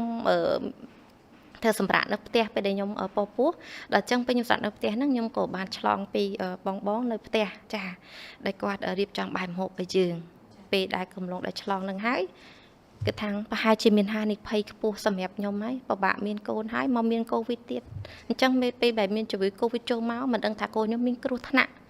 ដល់ជីវិតដូចគេដែរឬអត់ព្រោះខ្ញុំឃើញគេផ្សេងគឺមានគ្រោះថ្នាក់ដល់ជីវិតដល់ទៅពេលហើយខ្ញុំក៏បានថែទាំសុខភាពតាមដែលក្រសួងសុខាភិបាលតែងតែប្រកាសដើម្បីទទួលបានសុខភាពហើយពេលដែលយើងមុននឹងចង់បានកូនអីគួរតែយើងទទួលចាក់វ៉ាក់សាំងហើយពេលដែលចាក់វ៉ាក់សាំងហើយយើងឆ្លងកូវីដក៏មិនមានបញ្ហាប្រឈមខ្ពស់ដែរគ្រាន់តែជាជំងឺធម្មតាជំងឺមួយដែលចូលមករាងកាយយើងប៉ុន្តែយើងមានប្រព័ន្ធធាតុផ្សំហើយយើងអាចប្រឆាំងគ្នាបានអញ្ចឹងយើងស៊ាំអត់មានបញ្ហាខ្ពស់ទេពេលនេះខ្ញុំក៏បានកាត់ចិត្តថាអត់អីទេអញ្ចឹងកូនរបស់ខ្ញុំនឹងមានសុខភាពល្អហើយពេលនោះខ្ញុំនឹកឃើញដល់មុនគេគឺសម្ដេចជោតែម្ដងចាគឺលោកដោយសារលោកទឹកកូនខ្ញុំមានសុវត្ថិភាពដោយសារលោកទឹកខ្ញុំជាម្ដាយមានសុវត្ថិភាពរហូតដល់សម្រាប់កូនដោយសុវត្ថិភាពហើយនេះក៏ជាផ្នែកមួយជាបទពិសោធន៍របស់ខ្ញុំទេក៏ប៉ុន្តែអ្វីដែលខ្ញុំទទួលបានដឹងច្រើនជាងនោះគឺរាជរដ្ឋាភិបាលបានយកចិត្តទុកដាក់ខ្ពស់ណាស់នៅក្នុងការលើកកម្ពស់សុខុមាលភាពរបស់មាតានិងទារកចានៅក្នុងនោះគឺតាមរយៈដែលខ្ញុំឃើញហ្នឹងបទពិសោធន៍ខ្ញុំគឺពេលដែលខ្ញុំទៅកាន់មន្ទីរពេទ្យមូលដ្ឋានហ្នឹងគឺទៅមន្ទីរពេទ្យរដ្ឋគឺខ្ញុំបានឃើញនៅផ្ទាំងប៉ានូចាគឺគេបានដាក់ឲ្យផ្ទាំងនៅតាមជញ្ជាំងរបស់មន្ទីរពេទ្យរដ្ឋហ្នឹងតើប្រាក់ចំពេលដែលយើងមានផ្ទៃពោះហ្នឹងតើត្រូវចំណាយថវិកាមើលឲ្យអស់ប្រមាណហើយចំពោះកម្មការនីហ្នឹងតើគាត់ត្រូវបង់ប្រាក់ទេហើយគាត់ទទួលបានអត្ថប្រយោជន៍អីវិញអញ្ចឹងគ្រូពេទ្យពេលដែលខ្ញុំទៅដល់គាត់សួរថាបងអូនធ្វើការងារអីជាកម្មការនីទេបើសិនជាកម្មការនីគឺមានថវិកាជូនទៅទៀតចាពិនិត្យម្ដងបានចំនួនប្រមាណម៉ឺនហើយបានដល់លើកប្រមាណហើយកូននឹងទទួលបានវ៉ាក់សាំងចំនួនប្រមាណមុខដើម្បីមានសុវត្ថិភាពកុំឲ្យមានជំងឺផ្សេងចាហើយនៅក្នុងនោះនឹងអ្វីដែលពិសេសហ្នឹងគឺគាត់ថាពេលដែលយើងមានកំឡុងមានផ្ទៃពោះហ្នឹងគឺអាច ចេញមុនម៉ោងចំពោះដែលយើងធ្វើជាកម្មករកម្មការិនីហើយយើងទទួលបានថវិកាហ្នឹងគឺលើសពី100%ដូចជា120%ទៀតកំឡុងមានផ្ទៃពោះសម្រាប់កម្មករកម្មការិនីអញ្ចឹងតាំងពីចាប់ផ្ដើមពពោះកំឡុងពេលមានផ្ទៃពោះក្រៅសម្រាលរហូតដល់កូន2ឆ្នាំរាជរដ្ឋាភិបាលកម្ពុជាលោកបានដាក់គោលនយោបាយមួយចំនួនដែលផ្ដោតសំខាន់គឺក្នុងការលើកកម្ពស់សុខភាពរបស់មាតានិងទារកដែលធ្វើឲ្យបងប្អូនប្រជាពលរដ្ឋគាត់ចូលដឹងខ្ពស់ម្យ៉ាងទៀតនាងខ្ញុំបានដឹងព័ត៌មានមួយចំនួនតាមក្រសួងសុខាភិបាលដោយសារគាត់ថាបច្ចុប្បន្នក៏ដូចជាកន្លងមកគឺរាជរដ្ឋាភិបាលតែងតែយកចិត្តទុកដាក់ខ្ពស់ក្នុងការលើកកម្ពស់សុខភាពមិនថាមាតានិងទារកទេគឺទូទៅធ្វើយ៉ាងម៉េចលើកកម្ពស់សុខុមាលភាពរបស់ប្រជាពលរដ្ឋកាន់តែល្អកាលណាគឺធនធានមនុស្សកាន់តែល្អនៅការហ្នឹងដូច្នេះការជួយទៅលើសុខភាពមាតានិងទារកគឺមានច្រើនសម្រាប់រដ្ឋាភិបាលប៉ុន្តែនៅក្នុងនោះនេះខ្ញុំក៏បានទទួលចានៅការលើកទឹកចិត្តផងដែរមួយចំនួនពេលដែលខ្ញុំកំឡុងមានផ្ទៃពោះហើយមានបញ្ហាប្រឈមហ្នឹងហើយខ្ញុំក៏បានមើលតាមកញ្ចក់ទូរទស្សន៍មួយចំនួននិងបានតាមប្រព័ន្ធផ្សព្វផ្សាយគឺបានដឹងអំពីកម្មវិធីអិសរាជជនឆ្នាំថ្នាក់ជាតិហ្នឹងដែលមានសម្ដេចអតិប្រិយបុរនីហ៊ុនសែនជាប្រធានហើយក៏ជាអិសរាជជនឆ្នាំថ្នាក់ជាតិលោកបានផ្សព្វផ្សាយច្រើនអំពីការលើកកម្ពស់ត្បិតតែគាត់សម្ដេចលោកមិនបានចូលរួមផ្ទាល់ក៏ប៉ុន្តែគាត់បានចូលរួមតាមរយៈការអប់រំផ្សព្វផ្សាយលើកកម្ពស់សុខភាពចាអញ្ចឹងការលើកកម្ពស់សុខភាពការយកដឹងទៅដល់ប្រជាពលរដ្ឋទៅតាមភូមិចំនួនហ្នឹងគឺបានចូលរួមចំណែកធ្វើឲ្យគាត់មកទទួលសេវាសុខភាពនៅឯមណ្ឌលសុខភាពឬក៏តាមមូលដ្ឋានសុខភាពមួយចំនួនហើយពេលហ្នឹងមកដល់នោះក៏មានទទួលបានប្រាក់កម្រៃជាការលើកទឹកចិត្តទៅដល់បងដែលគាត់ស្ត្រីមានផ្ទៃពោះកុំឲ្យគាត់មានហានិភ័យពេលដែលគាត់ពោះអញ្ចឹងអ្នកខ្លះក៏មកពិនិត្យទេអញ្ចឹងដល់ពេលឮថាអូមកពិនិត្យដល់ថវិកាហើយទទួលបានថវិកាពីរាជរដ្ឋាភិបាលទៀតដែលផ្ដល់ជូនម្ដងប្រមាណចាម្ដងចំនួនប្រមាណ10000ហើយសរុបទៅរហូតដល់កូនកើតចំនួនប្រមាណ10000ហើយរហូតដល់កូន2ឆ្នាំតើបានអ្វីខ្លះហើយពេលនោះគាត់ក៏មានទឹកចិត្តសប្បាយរីករាយបានទាំងការយកទុកដាក់ពីថ្នាក់ដឹកនាំហើយគាត់ទទួលបានទាំងថវិកាដើម្បីជួយសម្រួលនៃជីវភាពរបស់គាត់ថែមទៀតចាចានាងខ្ញុំសូមគោរពថ្លែងអំណរគុណយ៉ាងជ្រាលជ្រៅណាស់លោកស្រីលក្ខណាដែលបានចំណាយពេលវេលាដ៏មានតម្លៃចូលរួមផ្ដល់នៅការសន្ទនាដែលជាការអនុវត្តផ្ទាល់របស់លោកស្រីក្នុងការទទួលនៅសេវាថែទាំសុខភាពក្នុងកំឡុងពេលពោះដែលជាអត្ថប្រយោជន៍ជូនដល់ទូទៅទស្សនិកជនជាពិសេសស្ត្រីដែលត្រៀមនឹងពោះក៏ដូចជាកំពុងពោះនោះបានទទួលយកនិងអនុវត្តតាមដើម្បីជាសុវត្ថិភាពសម្រាប់ស្ត្រីជាមេដាផ្ទាល់ក៏ដូចជាទារកចាអរគុណណាស់លោកស្រីចាចាទូរទស្សនិកជនជាទីមេត្រីនៅពេលនេះកិច្ចសន្ទនារវាងនាងខ្ញុំនិងវាគ្មិនកិត្តិយសបានមកដល់ទីបញ្ចប់ជាបន្តសូមគោរពអញ្ជើញតាមដានទស្សនាចំណាប់អារម្មណ៍របស់កម្មវិធីសូមអរគុណមានសារអំពាវនាវថាគ្រប់ស្ថាប័នពាក់ព័ន្ធទាំងអស់ទាំងជាតិនិងអន្តរជាតិបន្តជួយវិនិយោគគាំទ្រដល់ការងារសុខភាពមាតាទារកនិងកុមារពិសេសជួយលើការងារបណ្ដុះបណ្ដាលនិងវិក្រិតការដល់មន្ត្រីបុគ្គលិកសុខាភិបាលអាជ្ញាធរមូលដ្ឋានអ្នកអប់រំផ្សព្វផ្សាយនៅតាមសហគមន៍ឲ្យទទួលបានចំណេះដឹងនិងជំនាញពិតប្រាកដ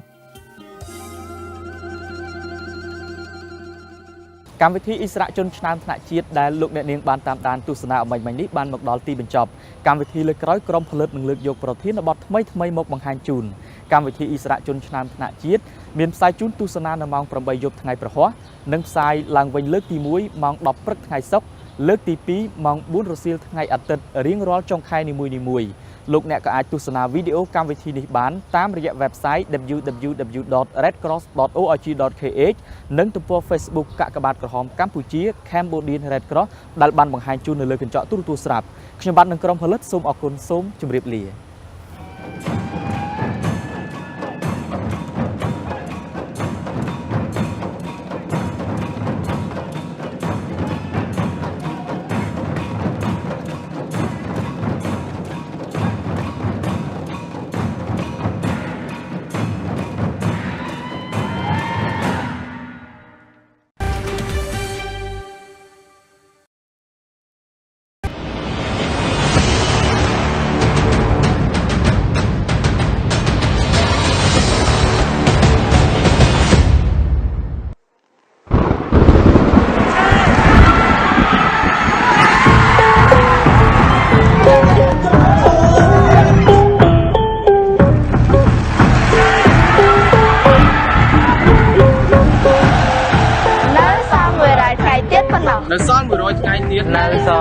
100 ថ្ងៃទៀតប៉ុណ្ណោះនៅសល់100ថ្ងៃទៀតប៉ុណ្ណោះ 100 days to go until SEA Games 2023.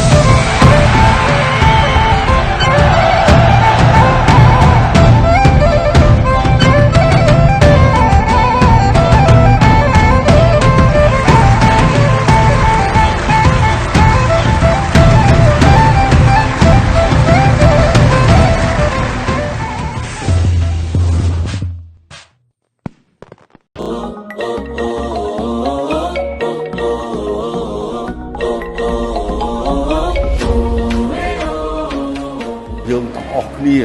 ចូលរួមសូមចូលរួមសូមចូលរួម ខ្ញុំចូលរួមខ្ញុំច្បាស់ជាចូលរួមខ្ញុំពិតជាចូលរួម ខ្ញុំច្បាស់ជាចូលរួម ចូលរួមចូលរួម ខ្ញុំច្បាស់ជាចូលរួមខ្ញុំចូលរួម ខ្ញុំចូលរួមសូមអបអរសាទរ សូមអបអរសាទរ សូមអបអរសាទរ សូមអបអរសាទរ សូមអបអរសាទរ សូមអបអរសាទរ សូមអបអរសាទរ សូមអបអរសាទរអបអរសាទរកម្ពុជា អបអរសាទរកម្ពុជា សូមអបអរសាទរ កម្ពុជាធ្វើជាម្ចាស់ផ្ទះព្រឹត្តិការណ៍ SEA Games Asian Para Games ដែលកម្ពុជាធ្វើជាម្ចាស់ផ្ទះចូលរួមរាប់ថយក្រោយជាមួយខ្ញុំ100ថ្ងៃអបអរសាទរការរាប់ថយក្រោយ100ថ្ងៃ 100ថ្ងៃ 100ថ្ងៃ វ៉ាវ100ថ្ងៃវ៉ាវ100ថ្ងៃ វ៉ាវ100ថ្ងៃវ៉ាវ100ថ្ងៃវ៉ាវ100ថ្ងៃវ៉ាវ100ថ្ងៃ វ៉ាវ100ថ្ងៃវ៉ាវ100ថ្ងៃ 100ថ្ងៃ 100ថ្ងៃ 100ថ្ងៃ វ៉ាវព្រឹត្តិការណ៍100ថ្ងៃអត់មិនបាន អត់មិនបានអត់មិនបានអត់មិនបាន អត់មិនបាន អត់មិនបាន អត់មិនបាន SEA Games ច្បាស់ណាស់ ច្បាស់ណាស់ ច្បាស់ណាស់បង ច្បាស់ណាស់ច្បាស់ណាស់បងច្បាស់ណាស់បង អបអរសាទរ SEA Games Para Games 2023 យើងចូលរួមរាប់ថយក្រោយ100ថ្ងៃព្រឹត្តិការណ៍ SEA Games 2023 ឈ្មោះទៅ SEA Games និង ASEAN Para Games 2023 កម្ពុជាធ្វើជាម្ចាស់ផ្ទះ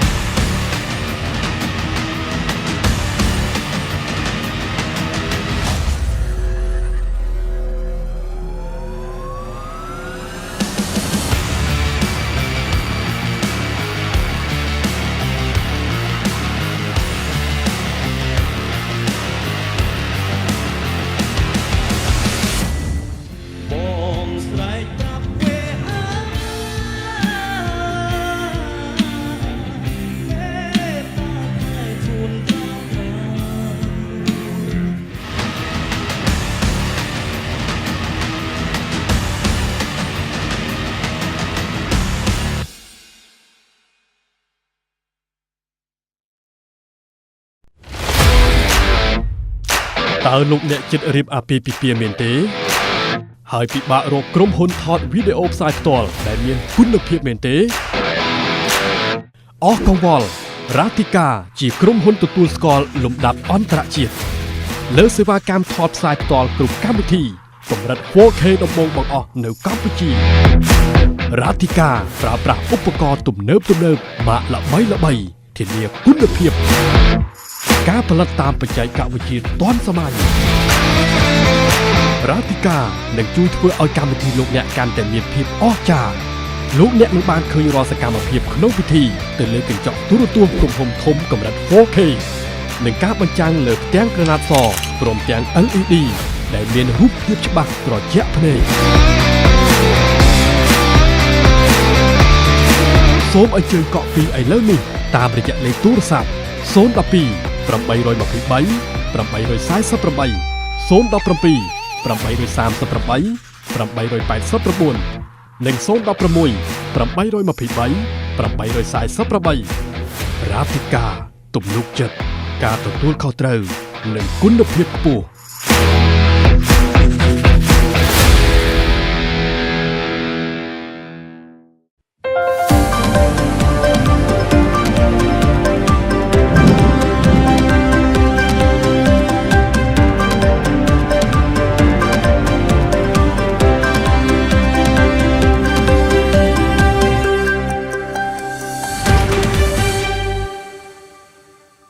You're watching EAC News. Thanks for joining us. Prime Minister Hun Sen has confirmed that Cambodia does not have the capacity to provide military assistance to Ukraine, and the training of deminers is only a form of humanitarian aid. EAC News reporter Dekanin has more.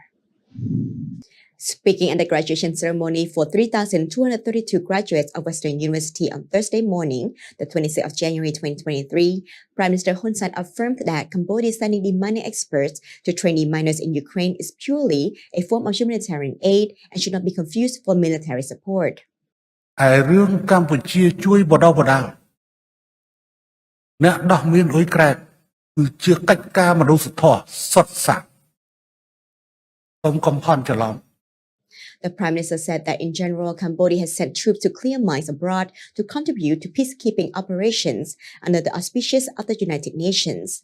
Currently, Cambodia has sent troops to help clear mines in 4 countries: Mali, Sudan, Oman, and the Central African Republic. On Tuesday, the spokesperson of the Ministry of Foreign Affairs released a statement on categorically dismissing the classification of the Kingdom of Cambodia as military supportive of Ukraine. As published in an infographic by the Telegram channel Demografia Upala, breaking down the positions of countries around the world with regard to the Russia-Ukraine war. Following the ministry's statement, the Telegram channel Demografia Upala edited the post in question and added a message saying that the channel respects the position of Cambodia and had corrected the infographic with understanding that humanitarian aid does not equal military support. I'm Dekanin, EAC News. You're watching EAC News. Thanks for joining us. The Minister Delegate for Foreign Trade, Economic Attractiveness, and French nationals abroad attached to the Minister for Europe and Foreign Affairs, Olivier Bescht, paid a courtesy visit to Prime Minister Hun Sen at the Peace Palace on Wednesday morning. The Prime Minister's assistant, Ieng Sopalite, informed the media after the meeting that Minister Delegate Olivier Bescht thanked the Prime Minister of Cambodia for rebuilding a memorial for the Cambodian and French soldiers who died in World War I. He said that this memorial is a symbol of Cambodian friendship and solidarity with France. During the meeting, Minister Delegate Bescht also remarked that the friendship between the two countries began through culture and expanded to other areas such as education, investment, environment, infrastructure, high-speed rail, economy, trade, tourism, and agriculture. The French minister delegate further emphasized to Prime Minister Hun Sen that France is ready to help strengthen cooperation with Cambodia and provide further support in this area. In response, Prime Minister Hun Sen stated that rebuilding the statue memorializing Cambodian and French soldiers who fought in World War I also symbolizes the unity and achievements made in the relations between French and Cambodian soldiers. The statue was originally built in 1925 but was unfortunately destroyed by the Khmer Rouge during the Pol Pot era. The Prime Minister also thanked the French government and people for always providing help to Cambodia in the past. Following this one-on-one meeting, Prime Minister Hun Sen also was met by a French investment delegation led by Minister Delegate Best, where the French delegation expressed a strong faith in investing in Cambodia on the grounds that the kingdom, which had once started from zero, broke the 20-year economic growth record.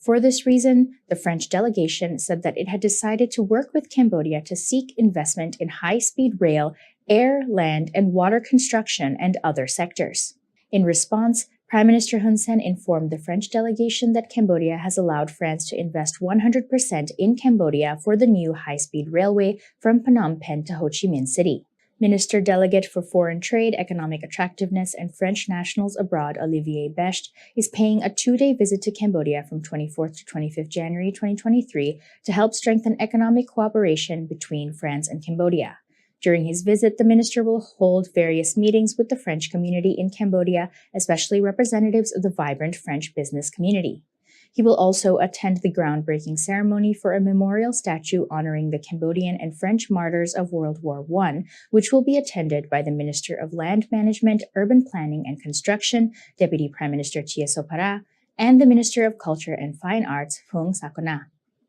Minister Delegate Best will also inspect the construction of the Bac Kheng water treatment plant, which is financed by the French Agency for Development, the European Investment Bank, and the European Union. Before concluding his visit, he will also visit the Angkor Wat Temple complex, particularly the Western Mebon Temple renovation site, which is funded by France. You're watching EAC News. Thanks for joining us. The recently burned down Grand Diamond City Casino in Poi Phet City caught fire again on Tuesday while one of the buildings was being dismantled. The demolition team says that the fire broke out at around 10 a.m. on Tuesday in a room on the 3rd floor while a group of technicians were cutting parts of metal to dismantle the building on the north side of the road. The spatter from cutting the metal reportedly caused the fire to start. The team used fire extinguishers for about half an hour to put the fire out. On the night of 28th to 29th December 2022, a fire broke out across 3 buildings at Grand Diamond City Casino, with extensive damage done to 2 of the buildings and 1 building at Poi Phet Resort. 57 people were rescued from the building, while 27 people lost their lives, mostly Thai nationals. Additionally, over 50 safes were recovered. A team has been working to demolish the 2 heavily damaged buildings of the Grand Diamond City Casino on the south and north sides of the road. The demolition has been ongoing for a month and is currently 30% complete. Several of the casino's safes have been discovered during the building dismantling process. You're watching EAC News. Thanks for joining us.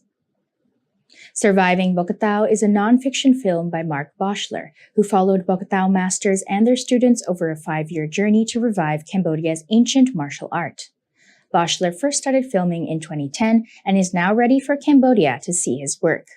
He sat down with EAC News to talk about the importance of his film and why he decided to make it in the first place. EAC News reporter Dekanin has the story. Mark Boxler is a Canadian filmmaker who fell in love with Cambodia and the country's rich culture. Back in 2010, he decided that he wanted to show a side of Cambodia that the world did not know much about, aside from the famous Angkor Wat Temple, the brutal history of the Khmer Rouge regime, and the killing fields. When he first met with the Bokatao Grandmaster Sankam Sin, he knew that that was the story that he wanted to tell. So I wanted to, through the film, basically take Western audiences into this world that was undiscovered, and the story of lost culture experienced through the people who have lost culture, and are doing everything that they can at the grassroots level to bring it back.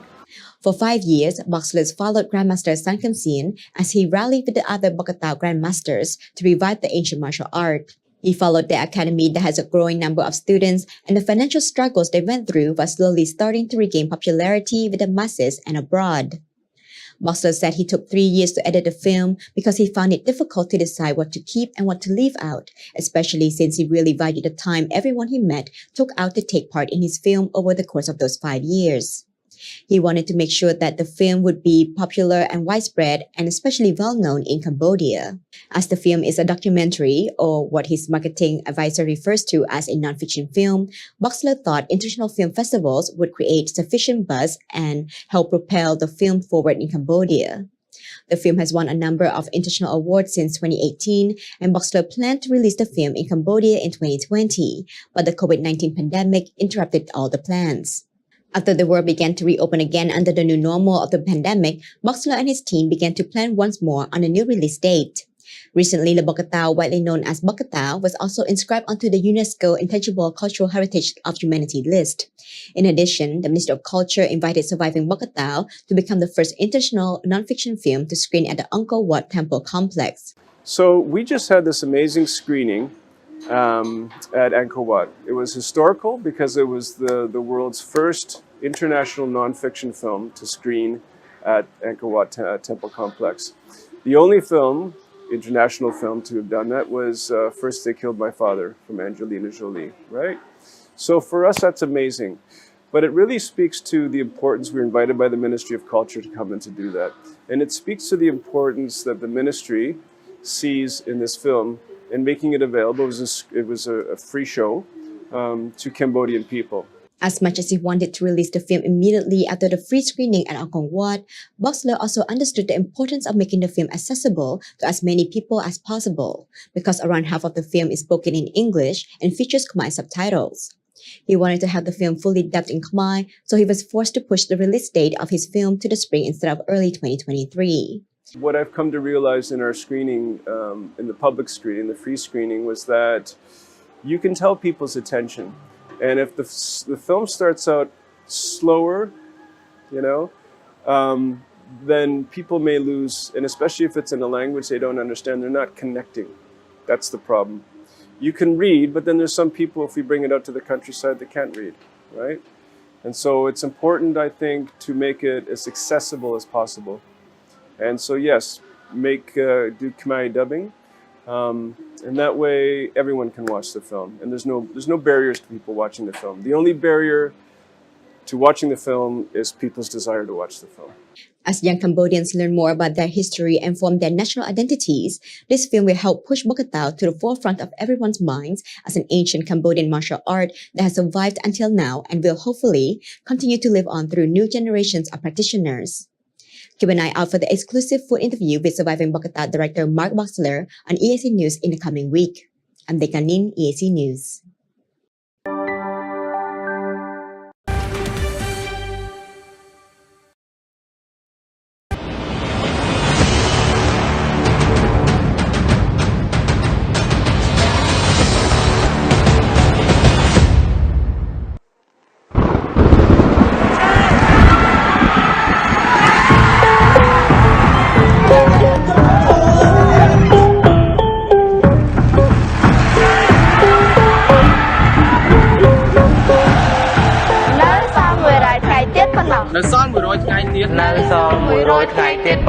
នៅសល់100ថ្ងៃទៀតប៉ុណ្ណោះ 100 days to go until SEA Games 2023.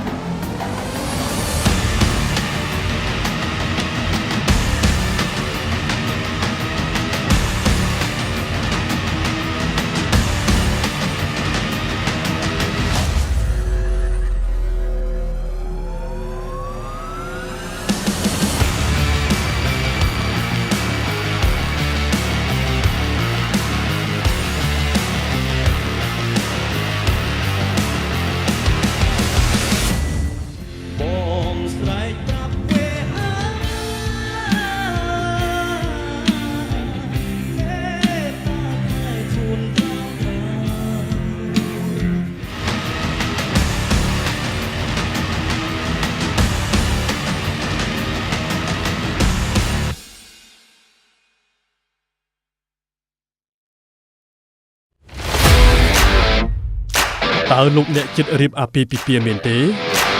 ហើយពិបាករកក្រុមហ៊ុនថតវីដេអូផ្សាយផ្ទាល់ដែលមានគុណភាពមែនទេអស់កង្វល់រ៉ាទីកាជាក្រុមហ៊ុនទទួលស្គាល់លំដាប់អន្តរជាតិលើសេវាកម្មថតផ្សាយផ្ទាល់គ្រប់កម្មវិធីកម្រិត 4K ដំបូងបង្អស់នៅកម្ពុជារ៉ាទីកាប្រើប្រាស់ឧបករណ៍ទំនើបម៉ាកល្បីធានាគុណភាព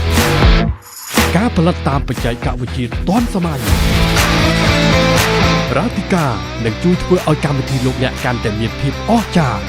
លោកអ្នកនឹងបានឃើញរាល់សកម្មភាពក្នុងពិធីទៅលើកញ្ចក់ទូរទស្សន៍ទំហំធំកម្រិត 4K និងការបញ្ចាំងលើផ្ទាំងក្រណាត់សព្រមទាំង LED ដែលមានរូបភាពច្បាស់ត្រជាក់ភ្នែកសូមអញ្ជើញកក់ពីឥឡូវនេះតាមរយៈលេខទូរស័ព្ទ012 823 848 017 838 889និង016 823 848រ៉ាទីកាទំនុកចិត្តការទទួលខុសត្រូវនិងគុណភាពខ្ពស់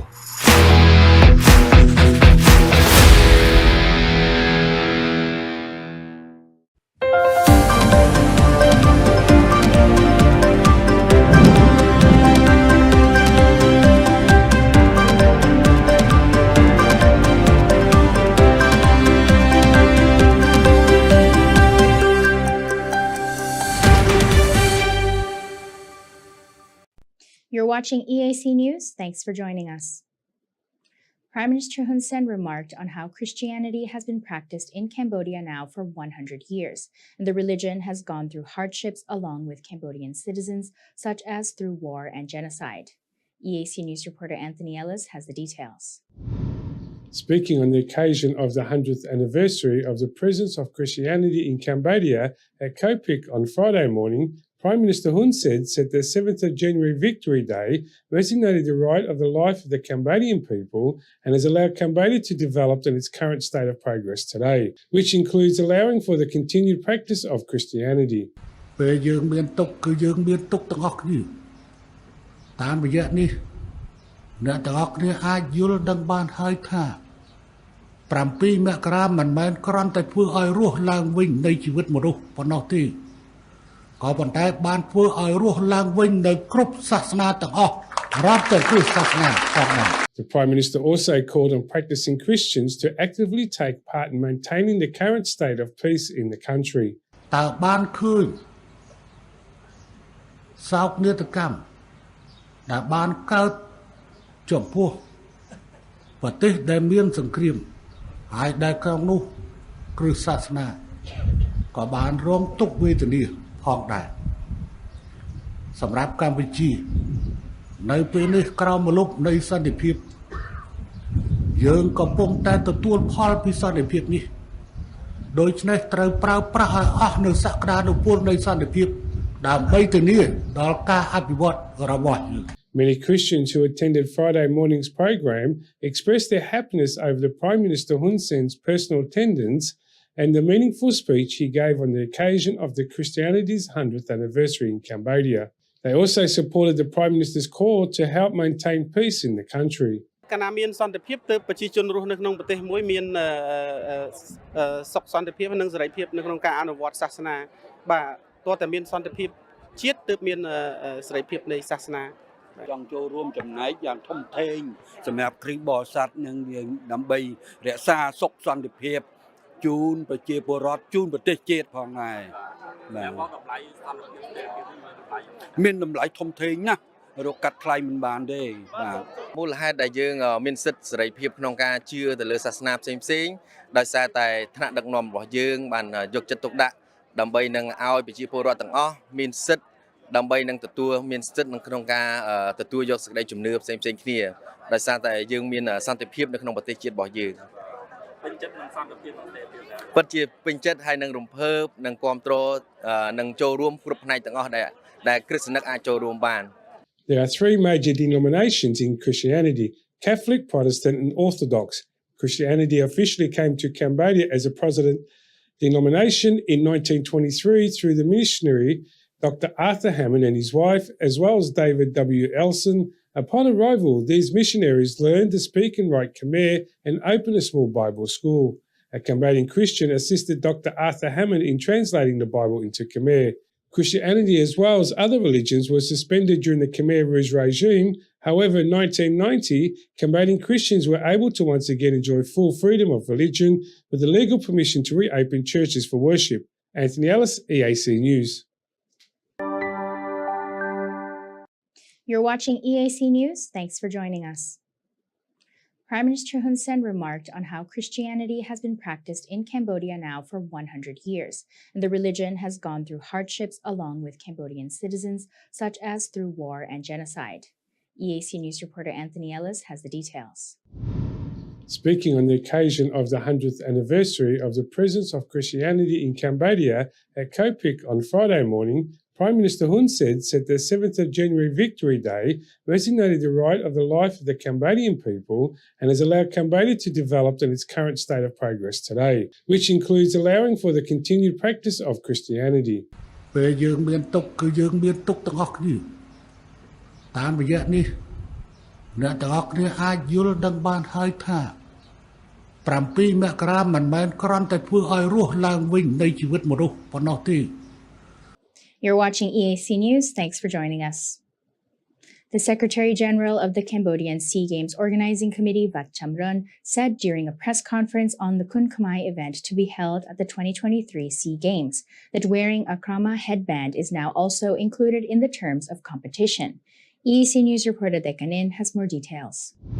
He said that all 7 countries have agreed with Cambodia on the use of the krama headbands with the flags of each respective Southeast Asian country.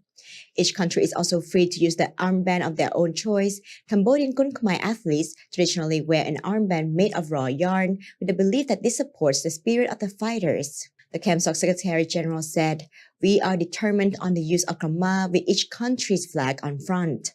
Other countries can use their own flag, but they must use the same krama." He further confirmed that this identification will be officially implemented in Khmer boxing arenas, both domestically and abroad. It should be noted that so far, 7 countries in the ASEAN region, including Cambodia, are set to participate in the Kun Khmer martial arts competition at the 32nd SEA Games. I'm Dekanin, EAC News. You're watching EAC News. Thanks for joining us. Some traditional Khmer artists have expressed disappointment and anger in seeing the use of the sampo, a traditional Khmer drum, as a table in an online variety show hosted by Ping An Uong. They have said that they consider this act to be a serious insult to Khmer traditional musical instruments. EAC News reporter Dekanin has the story. Guy Brossetti, a famous producer and player of the sampo, said that he considers the usage of the instrument as a table to be a major insult to ancient Khmer culture because the sampo is an instrument that has been respected by Khmer ancestors for a long time. It can have been found in ancient temple carvings and was also considered by Khmer ancestors to represent the soul of the Khmer nation.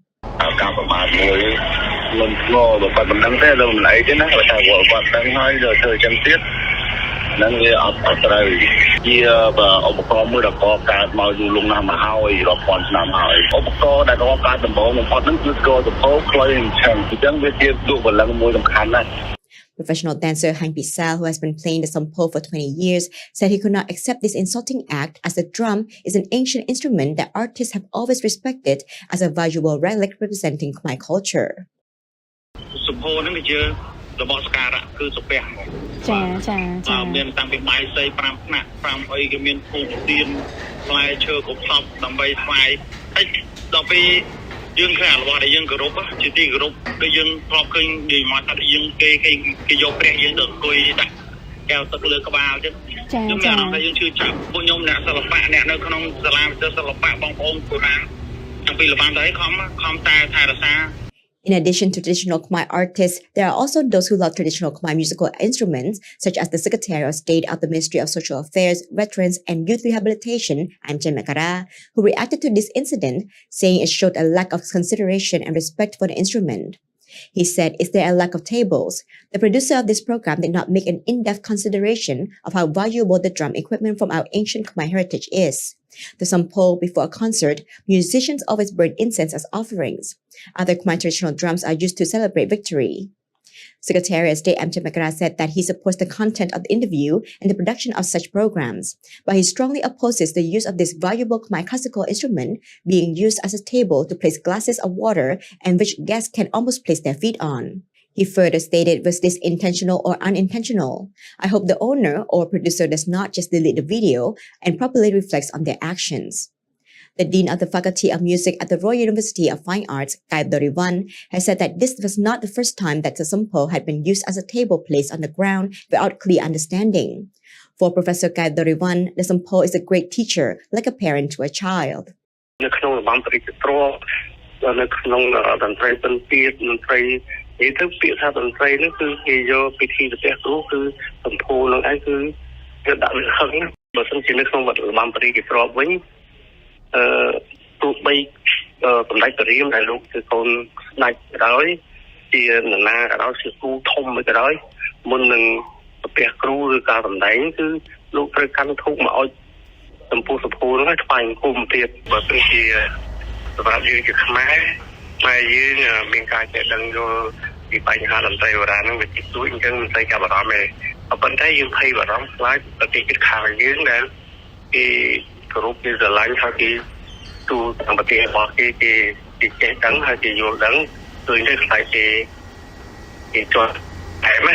The professor said he does not blame the producer of the show, whether they did this unintentionally or intentionally, but advises that before they have a clear understanding or consult a Khmer traditional art expert first before using any traditional Khmer instruments to avoid a similar case from happening again.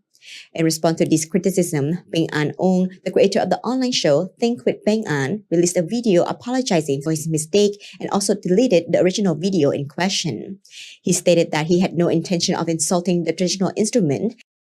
នៅកន្លែងដែលខ្ញុំអង្គុយសភានៅខាងមុខហ្នឹងខ្ញុំបានដាក់ដោយអចេតនាដោយពុំបានដឹងតតែសោះហើយពុំបានត្រិះរិះពិចារណាឲ្យបានត្រឹមត្រូវខ្ញុំដាក់ស្គរសម្ពោធនៅខាងមុខតាំងហើយខ្ញុំដាក់ទឹកមកកៅពីលើកន្លែងហ្នឹងអញ្ចឹងណាបាទហើយវាជាកំហុសមួយដែលវាជាកំហុស 100%ទៅលើខ្ញុំផ្ទាល់តែពុំបាន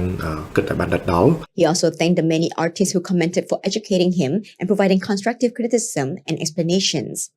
He said he will take this experience as a lesson to improve himself and assured that he will do careful research in the future before using such instruments as props. I'm Dekanin, EAC News. You're watching EAC News. Thanks for joining us. The governor of Kampong Chhnang province has stated that the province plans to set up a 16-kilometer public park along the river in the future. EAC News reporter Anthony Ellis has more. The governor of Kampong Chhnang province, Sun Sanvanarit, said that building a 16-kilometre park along the river would be a great honour for his province. The project was announced by the governor during the press conference, recounting the achievements made in the past 5 years by Kampong Chhnang provincial administration at the office of the Council of the Ministries on Thursday afternoon. He said that this project may start in 2023 or 2024 after the initial process of delaying the concrete is complete. He added that it would ask the royal government to name the 16-kilometre public park. The governor of Kampong Chhnang province also shared the province plans to build a garden in Bong Tom in front of Wat Yat Tep, which was a land area of 2,000 hectares. Anthony Ellis, EAC News.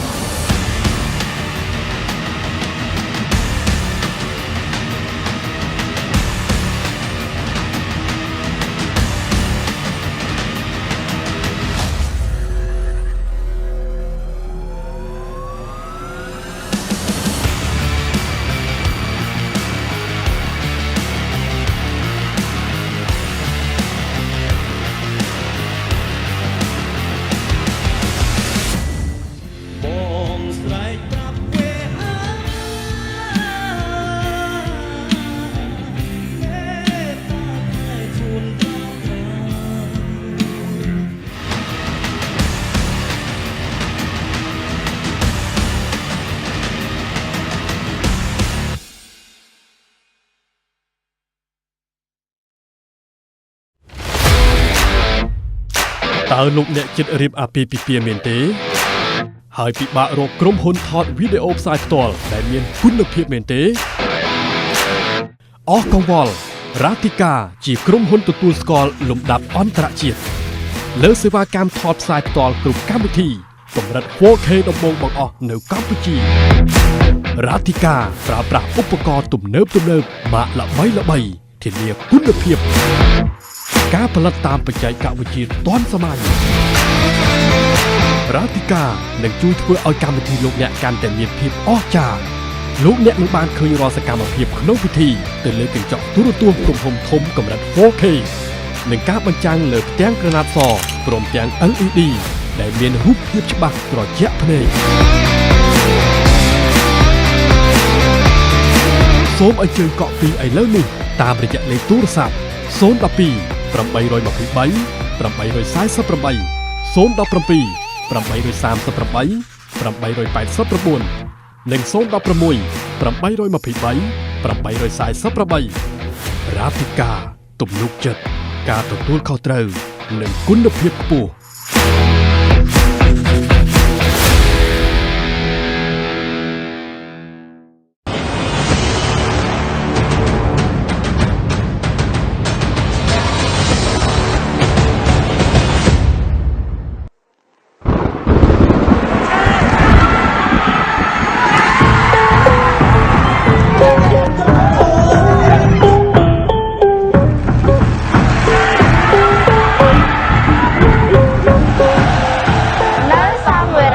នៅសល់100ថ្ងៃទៀតប៉ុណ្ណោះ 100 days to go until SEA Games 2023.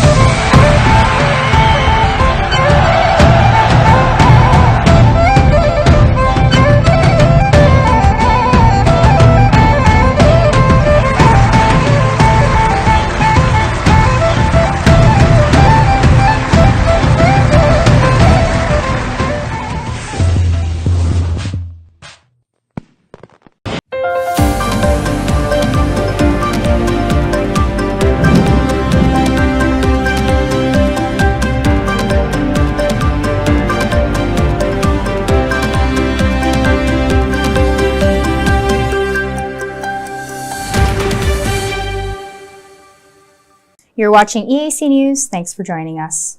In 2022, a total of 2,976 traffic accidents occurred, indicating an increase of 306 accidents, or 11%. The number of fatalities also increased by 212 cases, equal to 14%, and the number of injuries increased by 411 cases, equal to 11% from 2021.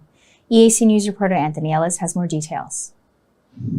Secretary of State for the Ministry of Public Works and Transport and the Secretary General of the General Secretariat of the National Road Safety Committee, Moon Manavi, said that in 2022 there were a total of 2,976 traffic accidents, killing 1,709 people and injuring 4,026. From the total number of injuries caused, 2,579 involved serious injuries. Regarding deaths from traffic accidents, the most were recorded in Phnom Penh, followed by Kandao, Kampong Cham provinces. The Secretary of State outlined that the main causes of accidents were recorded as speeding, description of the right way, driving on the wrong side of the road, overtaking vehicles, driving under the influence and drowsiness. From the total number of accidents, 4,403 involved motorcycles and 3,054 cases, the drivers or passengers were not wearing helmets. Most of the traffic accidents involving people not wearing helmets were recorded at night. In fact, 57% of traffic accidents were found to have occurred at night, resulting in 57 fatalities and 54 of them or injuries. The Ministry of Interior and Chairman of the National Committee of Road Safety, Deputy Prime Minister Saw King, has remarked that the traffic accidents have caused many tragedies and injuries, disabilities and loss of property, which are additional obstacles to the implementation of the government's poverty reduction policy. He called for personal drivers and the private transport sector to be more active in ensuring road safety. The Deputy Prime Minister also shared his explanation, and traffic accidents in Cambodia will reduce the following implementation of the new traffic law. He said, that the new traffic law has been passed by the Road Traffic Safety Committee and will be sent to the National Council for writing in the Khmer language. He acknowledged that the previous law has amended due to the need to address some inconsistencies. Anthony Ellis, EAC News. You're watching EAC News. Thanks for joining us. Cambodia's national representative won the Best National Costume category at Miss Planet International 2023, held at Kopik Theatre in Phnom Penh on Sunday. EAC News reporter Dekanin has more. Miss Cambodia Pok Srey Lek received the Best Costume Award for wearing a Rahu Chapchan costume, exhibiting the beautiful culture and religion of Cambodia. Despite the costume's large size and some difficulties encountered while walking on stage, Miss Cambodia handled the situation well and wowed the judges. One major highlight from the pageant was the presentation of the national representative video, which was filmed at Angkor Wat and received a lot of attention from the masses. Prior to the main competition for the crown, all participating beauty queens from over 20 countries visited Angkor Wat and had a chance to explore the temples, wear Khmer traditional costumes, and also participate in a charity gala dinner to support child patients of Angkor Hospital. Miss Cambodia eventually finished in 6th place and won the Best National Costume Award, while Miss Philippines Maria Luisa Varela took home the crown for Miss Planet International 2023. This beauty pageant organized in Cambodia was a great opportunity for the kingdom to promote its cultural tourism to various other countries in the world. I'm Dekanin, EAC News. You're watching EAC News. Thanks for joining us. Here's a look at the weather in the first week of February from EAC News reporter Anthony Ellis. The Ministry of Water Resources and Meteorology has released its weather report for the first week of February, announcing that Cambodia will continue to be affected by high pressure from China and the northeast monsoon. However, this weather phenomenon is expected to weaken and cause light to moderate rainfall from the 1st to the 7th of February 2023. The central lowlands of Cambodia will see a minimum temperature between 23 to 25 degrees Celsius, along with a light moderate rainfall. The highlands will similarly see minimum temperature between 22 to 24 degrees Celsius, along with a light to moderate rainfall as well. Meanwhile, the coastal areas of Cambodia will see a minimum temperature between 22 and 24 degrees Celsius and light rainfall. Anthony Ellis, EAC News. You're watching EAC News. Thanks for joining us. The royal government of Cambodia has announced that it will extend the exemption of all types of monthly tax, such as value-added tax on hotels, guest houses, and travel agencies operating in Phnom Penh, Siem Reap, and Sihanoukville for an additional 3 months from January to March 2023. The government has, however, stressed that this tax exemption only applies for tourism companies registered with the General Department of Taxation. According to a press release issued by the royal government on Monday, despite this extended 3-month grace period, tourism businesses are still required to file tax returns and use the online system for VAT management every month. At the same time, the royal government will continue to provide mediation by freezing debt figures from 2019 and excluding penalties for 2023 tourism. The royal government has advised businesses in the tourism sector to develop skills development programs for their employees and to request financial support from the Skills Development Fund project as needed. This decision to extend the tax exemption period was made with consideration of all sectors of the economy now being reopened in the country and currently experiencing a recovery period, especially the tourism sector. Although the number of tourists in Cambodia has increased, the growth of international tourists is still slow due to the uncertain global economic situation. Therefore, this continued exemption of tax will help support and restore business in tourism. You're watching EAC News. Thanks for joining us. Christiane and Marie-France Despaliers founded Pour un Sourire d'Enfant, or PSC, in 1996 after seeing children scavenging, eating, and living at dump sites. Their mission was to create a safe and prosperous environment for young children to help them grow healthily, gain an education, and be able to contribute to society with a smile on their faces. EAC News reporter Dekanin sat down with the dean of PSC's film school to learn more about the first and only film school in Cambodia. PSE currently has 3 main campuses with 5 schools and 18 vocational training courses on offer, in addition to a general education program from preschool to grade 12. The 5 schools are the School of Hospitality and Tourism, the School of Business, the School of Construction, the School of Mechanics, and the Film School. To this day, PSO has the first and only film school that offers a 3-year bachelor program that is recognized by the Ministry of Labor and Vocational Training and the Ministry of Culture and Fine Arts of Cambodia. The founder, Christian Despalières, was a cinema fanatic. He really loved cinema. And he saw that there was no film school in Cambodia. And he decided to create his own film school. But he started from scratch. So everything was to be done, to be built. So we found a partner in France, a film school in France, Louis Lumière, who is a very famous film school, who supported us for many years by sending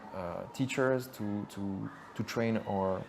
staff and students. The PSO Film School Dean added that it has always been important for the founders that PSO is run by competent Cambodians who share the same vision as stated in the school's charter. Hence, he was proud to share that at the present moment, at least 80% of the film school staff are alumni. PSO Film School is a technical film school that focuses its teachings on cinematography and the post-production process.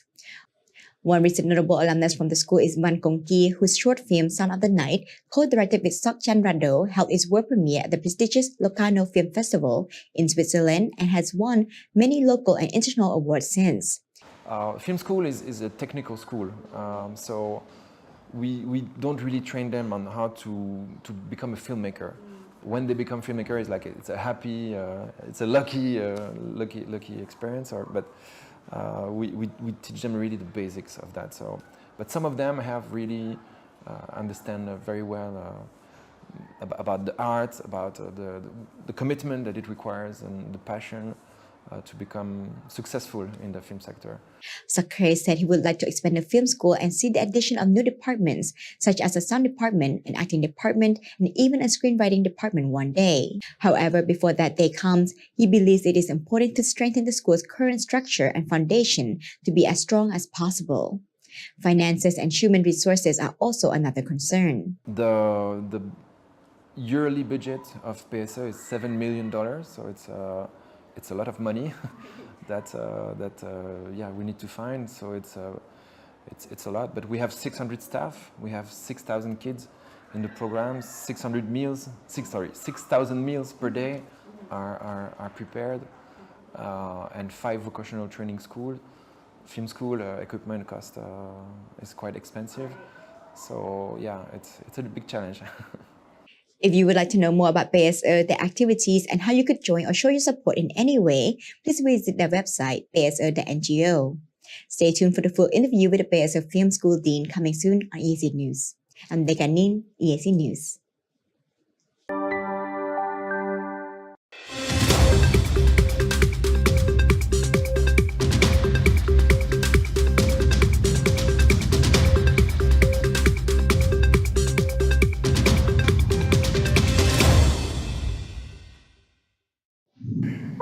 We are EAC Entertainment, and thank you so much for joining us here. I'm Dekanin, and I'm here with our special guest, Mr. Mark Boxler. Hello, Tristan. Hello, thank you for having me. Thank you so much for joining us.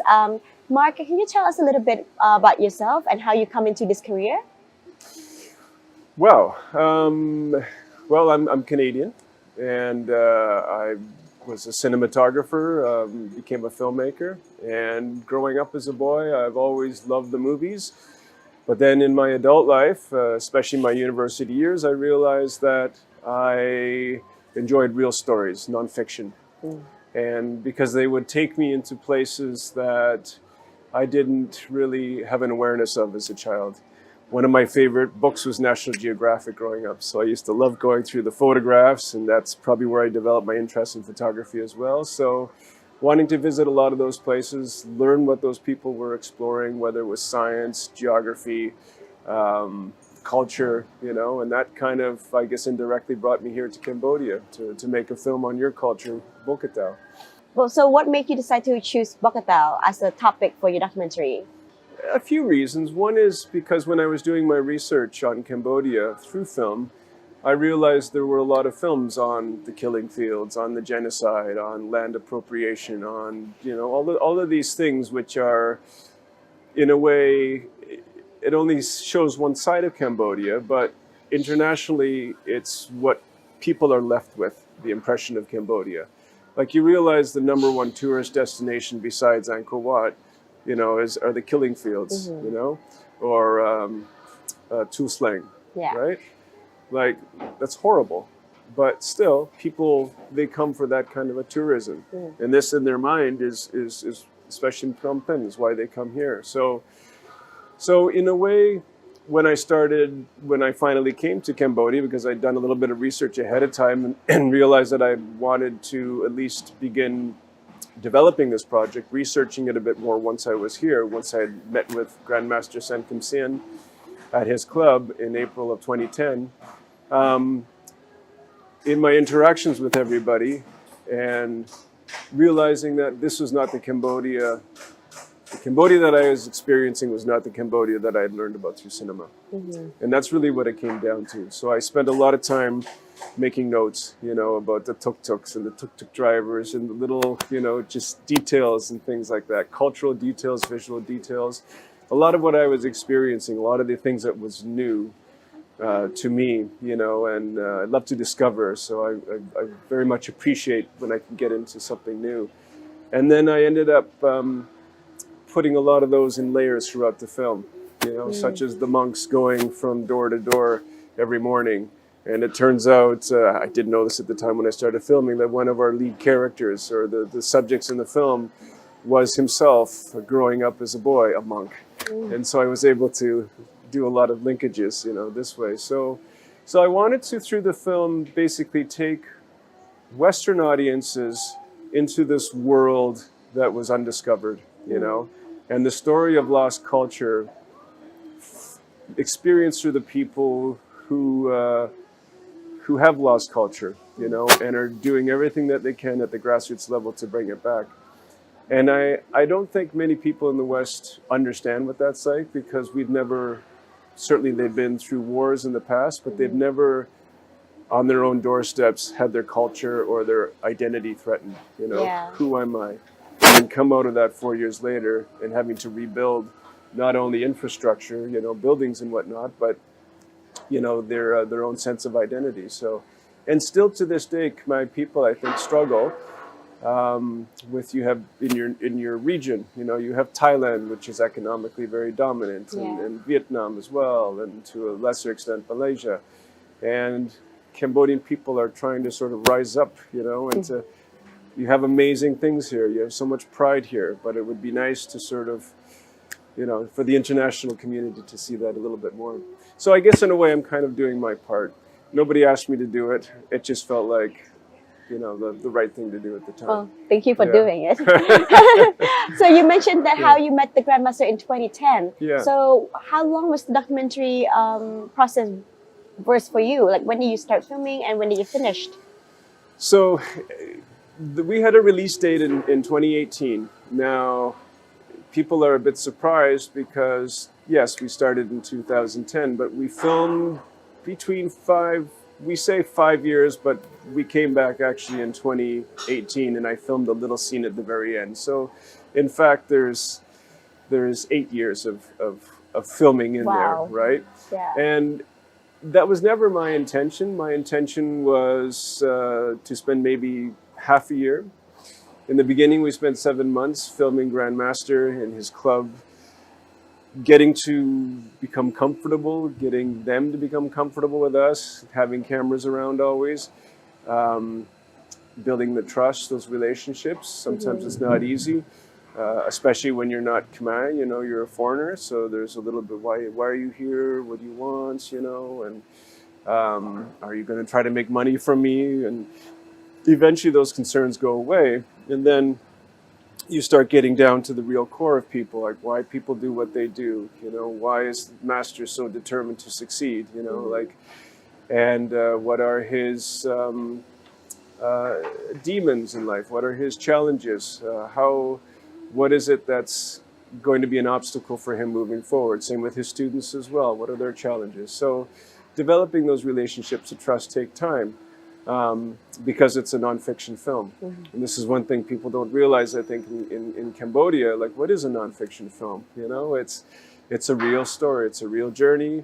that our cameras take the audience on for, the film is 90 minutes, but yes, we filmed for that period of time that I just described, and we had about 400 hours of footage at the very end that we had to go through in the edit suite. How do you decide what's in and what's out?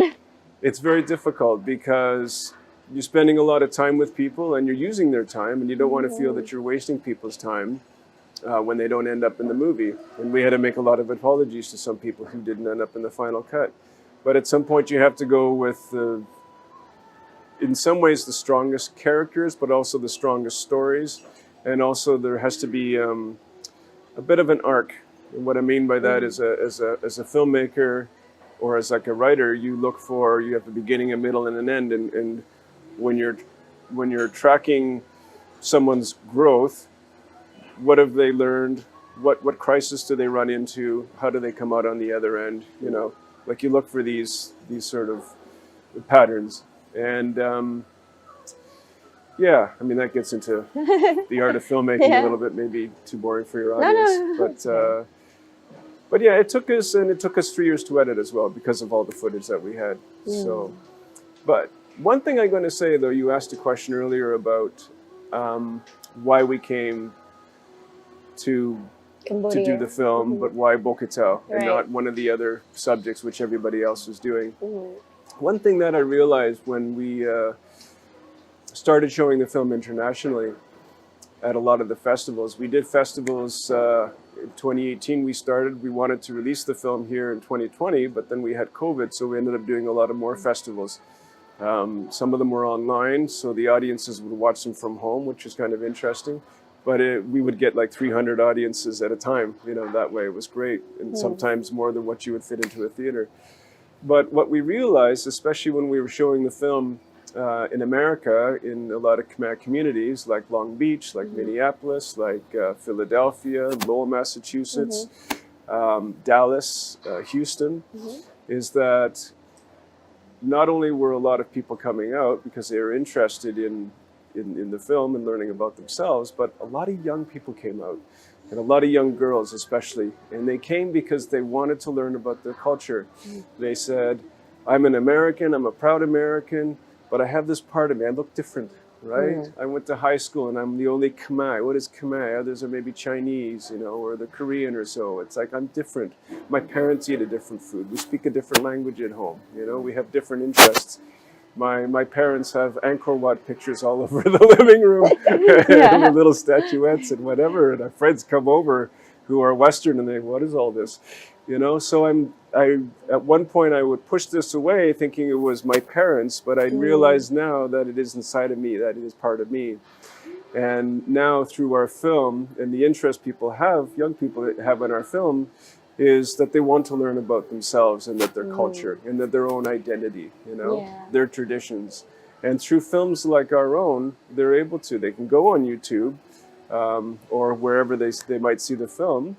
or any film for that matter on Khmer culture, and they can learn about themselves, you know. And through that, suddenly there was another purpose for us, you know. And so it wasn't just making a film so Western people could understand Cambodia and relate to Cambodia and see a different side of Cambodia, but it was actually Khmer people who are outside of Cambodia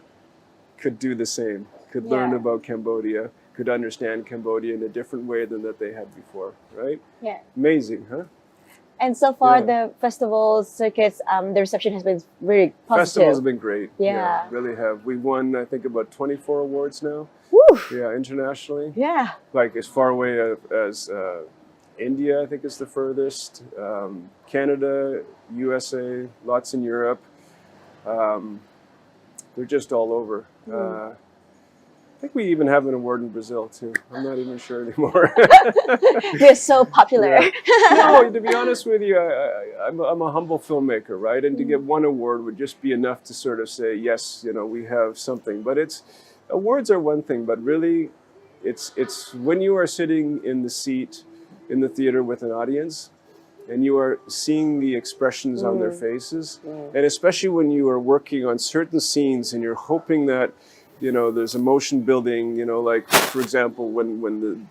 team Bokitao go to Korea, they're invited by UNESCO. I'm giving part of the film away here. They're invited by UNESCO to go to Womao and to perform against all the other international traditional martial arts, right? At a cultural event. And the audience, we had to make sure that some of the mistakes that the team does and, you know, some of their successes, that the audience was feeling this. And in the editing, how you do that is you don't put that in the beginning of the film, you put that later in the film because people can get to know the characters a bit more and then they can understand them and they can see how hard they work in training just to get to that point, you know. And then finally when they're there and you're in this big room of 300-400 people and everyone goes ah! At the same time or they yay at the same time right? And clapping, it's great, you know. It's a really good experience. So and a lot of tears as well, a lot of tears. Like I can send you a video of some of the we filmed after the very first time we did at the Cambodia Town Film Festival. We did you know, some reaction afterwards with the microphone. I got a camera crew, right? Just because I wanted people to,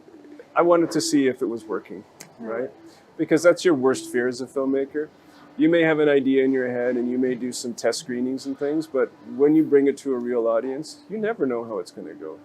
right? You never know. Sure. So, and when you have success, it's a great feeling. I think a lot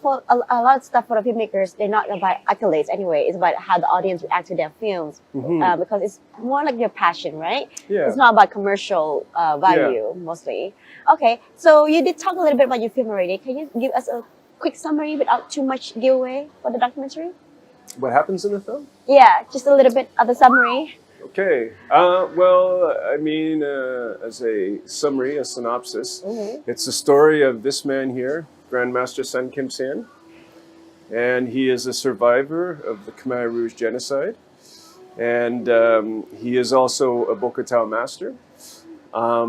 and he comes to a point in his life where he realizes that the young generation, no one is familiar with traditional martial arts of Cambodia. They're all learning Muay Thai, and they're learning Hapkido was becoming popular at the time. And so he decided himself to bring it back in a way. And so he, the backstory to the film is that he got permission from, not necessarily permission, but he got a letter from the king to go out and to try to find other masters and to convince them that it was safe, because, of course, during the genocide times, martial artists were put to death because they were a threat to the regime. So many kept hiding, and because they were hiding, they were also not practicing. So a lot of those techniques ended up dying, right? Many disappeared in that. It's like a 20-year period, roughly. And then they form a federation. And this, again, is a backstory to the film, but we catch up with Grand Master, and his mission at this point is to, how is he going to bring Bokatao back? He's going to teach a new generation of students who will become future masters themselves, and then they will in turn teach another generation, and so on and so on. Because that's how he had learned from an uncle, and prior to that it was the monks had taught his uncle, and so that just kept going back and back and back. Yeah, so Bokatao was passed along through the villages, but also in the pagodas. And it was the monks who had kept it, you know, going all the way back to Angkor times, to Jadavaraman VII. Yeah. That's something I need to see. Jadavaraman VII brought it for his armies, right? It was a soldier's art, close combat. But there's also weapons involved, and, you know, so... I digress. I'm going to get back to yeah. So his second mission is to have it recognized internationally, to give it legitimacy. And why is that important? Well, first of all, because Cambodia is being bombarded with other cultures, right? Especially from Thailand, from Vietnam, and, you know, and from China, Korea, regionally. But the other, so it's a legitimacy basically to say, here we have our own martial art. Because if you Google, or at least when I started this film, Cambodian martial art, nothing came up, right? So I could go Cambodia martial art, nothing would come up. I could go China martial art, and of course I could say Korea martial art, lots come up, right? And this was another reason that I wanted to, when I learned about this, that they actually have a martial art, I thought, well, let's go and meet the master, right? And to learn about his story. So knowing those two things is what's motivating him and driving him. We started filming in his academy in Orosai Market. And it was this big wide space, and there was lots of activity when I met Grandmaster in April of 2010. And he was very warm in welcoming us and invited us to film. And this story goes along until many months. His students are being trained, and then they learn that UNESCO wants to have him come to Korea to perform Bokata live in competition against, I believe it was 32 other nations at the time, international, traditional martial arts, right? So big training, they go to Korea. I can't tell you what happens there, but let's say they do well. And then they come back, and then the relationships start to, there's challenges to those relationships. And in a way, Bokatao is threatened. Will Bokatao survive, right? Because in order for Bokatao to survive, he needs his students to remain strong with him and to remain committed. So I don't want to give away too much of the rest you have to go watch the film. The rest you have to go watch the film. Yes. But here's the thing. So we just had this amazing screening at Angkor Wat. It was historical because it was the world's first international nonfiction film to screen at Angkor Wat Temple Complex. The only film, international film, to have done that was First They Killed My Father from Angelina Jolie, right? So for us, that's amazing. But it really speaks to the importance. We were invited by the Ministry of Culture to come and to do that. And it speaks to the importance that the ministry sees in this film and making it available. It was a free show to Cambodian people. Right. The challenge we're having is nonfiction films, because a lot of people don't understand what nonfiction is. And I think if you translate it into Khmer, it's a real film. It's a real journey, real story, which is really what this is about. These are not actors in the film. These are real people. And this is the real life arc, right? And it's just as interesting as a fiction film, but the real people, right? And this is what makes it more important. This is why we believe the government really wants us to succeed, because the message in here for Cambodians to learn about their culture and to learn about the struggle and what it took to get Bokatao to where it is now. Bokatao, by the way, was just recognized by UNESCO in November. And this is why I'm here in December, because there were huge celebrations down at Angkor. And 3 days of celebrations. And it was also the 30th anniversary of UNESCO, back to 92. And it was beautiful. And it was an honor for us to be invited to be part of that. And it was an honor for us to have the film screened as part of that as well, because this is how we end the movie in a way, you know? Because at the end of the film, we can now comfortably say Grandmaster's work and his commitment to Bokatao has become successful, right? Because UNESCO has recognized it. Right. So I guess we can come back to a little bit as to why you are you want to release this film in Cambodia in the spring of 2023. Yeah. So 2020 initially. Oh no, I'm sorry. So what we've decided. Finish your question. No. Like, why now? I guess the question was like, why release them now instead of earlier, and also why you think it's important to put in theater. So we had initially wanted to release the film in 2020 because internationally we released it in 2018, and we wanted to build what we call a buzz, so a lot of attention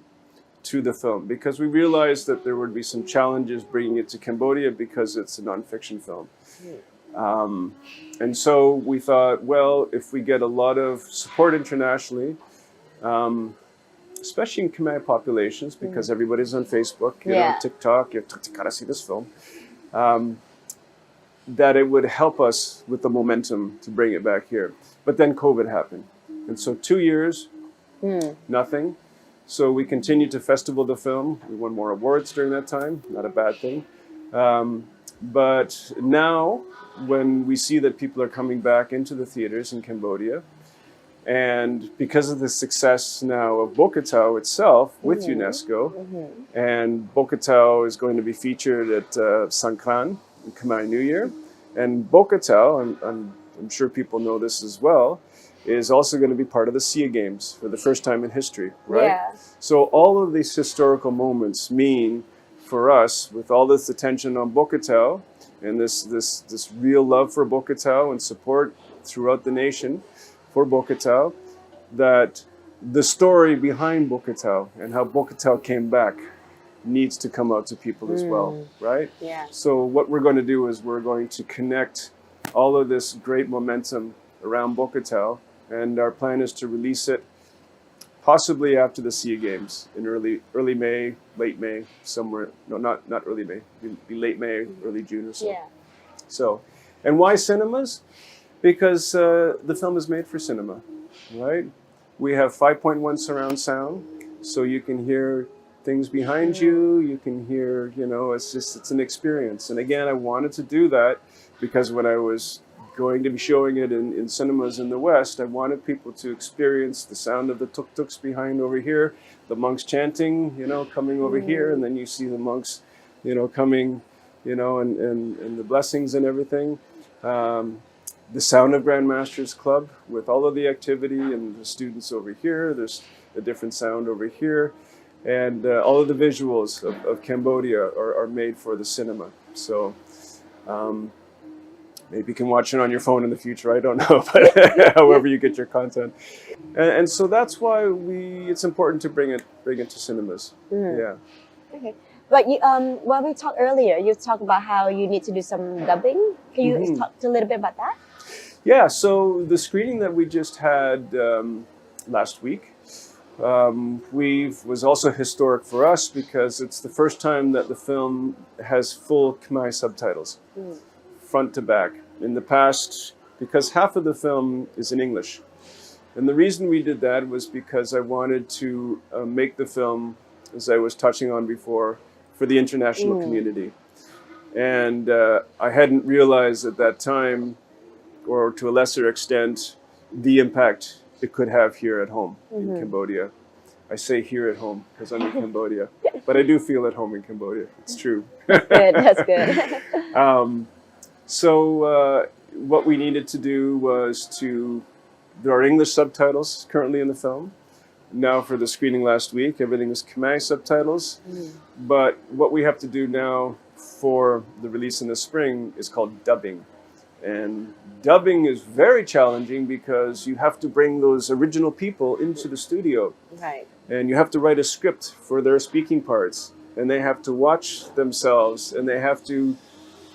put their voices on what they would be saying in English in Khmer, right? And maybe if the word is too long, they got to shorten the word or find an expression or do something like that. So the people in the film, like Terwat, she's an actress now, but other people are not, right? Yeah. So this is a real challenge for people who are not actors. So fortunately for us, Grandmaster Sen Kim Sin used to be a voice actor himself. So he's very good that way. But it requires time and it requires money, and through that it requires sponsorship to have it ready. So that is the one last thing that we need to do before the film is ready for the cinemas in Cambodia. Plus a big marketing campaign. Yes, for sure. Yeah. I mean, we will definitely help as much as we can because I think this documentary is quite important and influential for the next generation. And I mean, right now I've seen so many girls going to the gym and doing Bokatau videos. I was like, that's cool. Because mostly Tarot has a big influence on this. She does. Yeah, she does. And I follow her journey for so far, and I talked to her several times about this. And it's it's really wonderful how she interacts with her family as well. Yeah. Yeah. I hope it's in the film. I don't know. We'll Her can't wait to father? see it. Yeah. Do you mean her father? Yeah. Yeah. Yeah. I don't know if they have seen it. Her mother may have. I don't know. Yeah. okay. But not Khmer subtitles. Yeah. Is it necessary to be Anyways. dubbing? Because I know that there's a lot of Khmer people who watch foreigner movies with Khmer subtitle and they are okay with that. I think so because what I've come to realize in our screening, in the public screening, the free screening, was that you can tell people's attention. And if the film starts out slower, you know, then people may lose, and especially if it's in a language they don't understand, they're not connecting. That's the problem. You can read, but then there's some people, if we bring it out to the countryside, that can't read, right? And so it's important, I think, to make it as accessible as possible. And so yes, do Khmer dubbing, and that way everyone can watch the film. And there's no barriers to people watching the film. The only barrier to watching the film is people's desire to watch the film.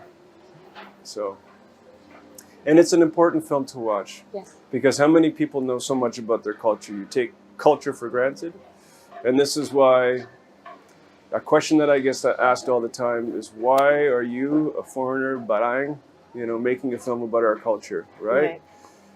And it's a difficult question to answer because who am I, right? I didn't grow up in your culture. I'm just someone on the outside. But I think because I'm someone on the outside, I have, in a way, an advantage because I can see what you're not seeing. Right. I can see what is different. I can see what is unique. I can see what is wonderful. And this allows me in my filmmaking to put all of these things, and I was describing to you before, all these notes I was making, because they're first impressions. When you're in a place, here we have this banana trees and coconut over there, I don't have that in Canada. The first time I come to Cambodia or somewhere in the tropics, banana, coconut, banana, but then after a few days you don't notice it anymore, right? Because it's always around you. So, and this is why I think to have a foreigner who has an ability to create a story, to storytell, to shape a film for an international audience, I think is really a plus, I would like to see more Khmer people do nonfiction film. I would see some serious nonfiction film that could work internationally, because really it's yes, I made this film, but I think Khmer people need to be making films like this or on other subjects that aren't the typical genocide or killing fields or something which is more celebratory, perhaps. Yeah. I think they are on their way there because we just have a short film festival where there's 33 documentaries also showed. Yes. So that's quite fun. Well, on that note, thank you so much, Mark, for your lovely time, and thank you so much for bringing us this film. And everybody, please don't forget, we're going to keep you up to date on the date of the film release. Yes. The film release date. In the spring. In the spring. Thank you. Come see it. Come see it. Thank you.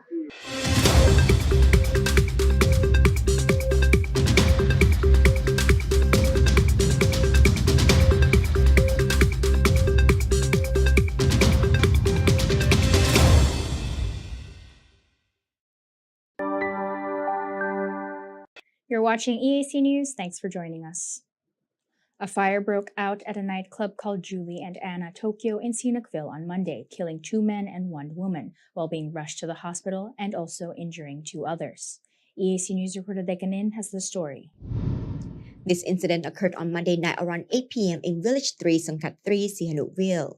Authorities have initially concluded that a club fire was caused by negligence while welding the roof. The welding spatter reportedly fell on the club sofa, causing it to erupt in flames, and many staff are reported to have panicked, suffocated, and fainted inside the club. 2 fire truck water units were used to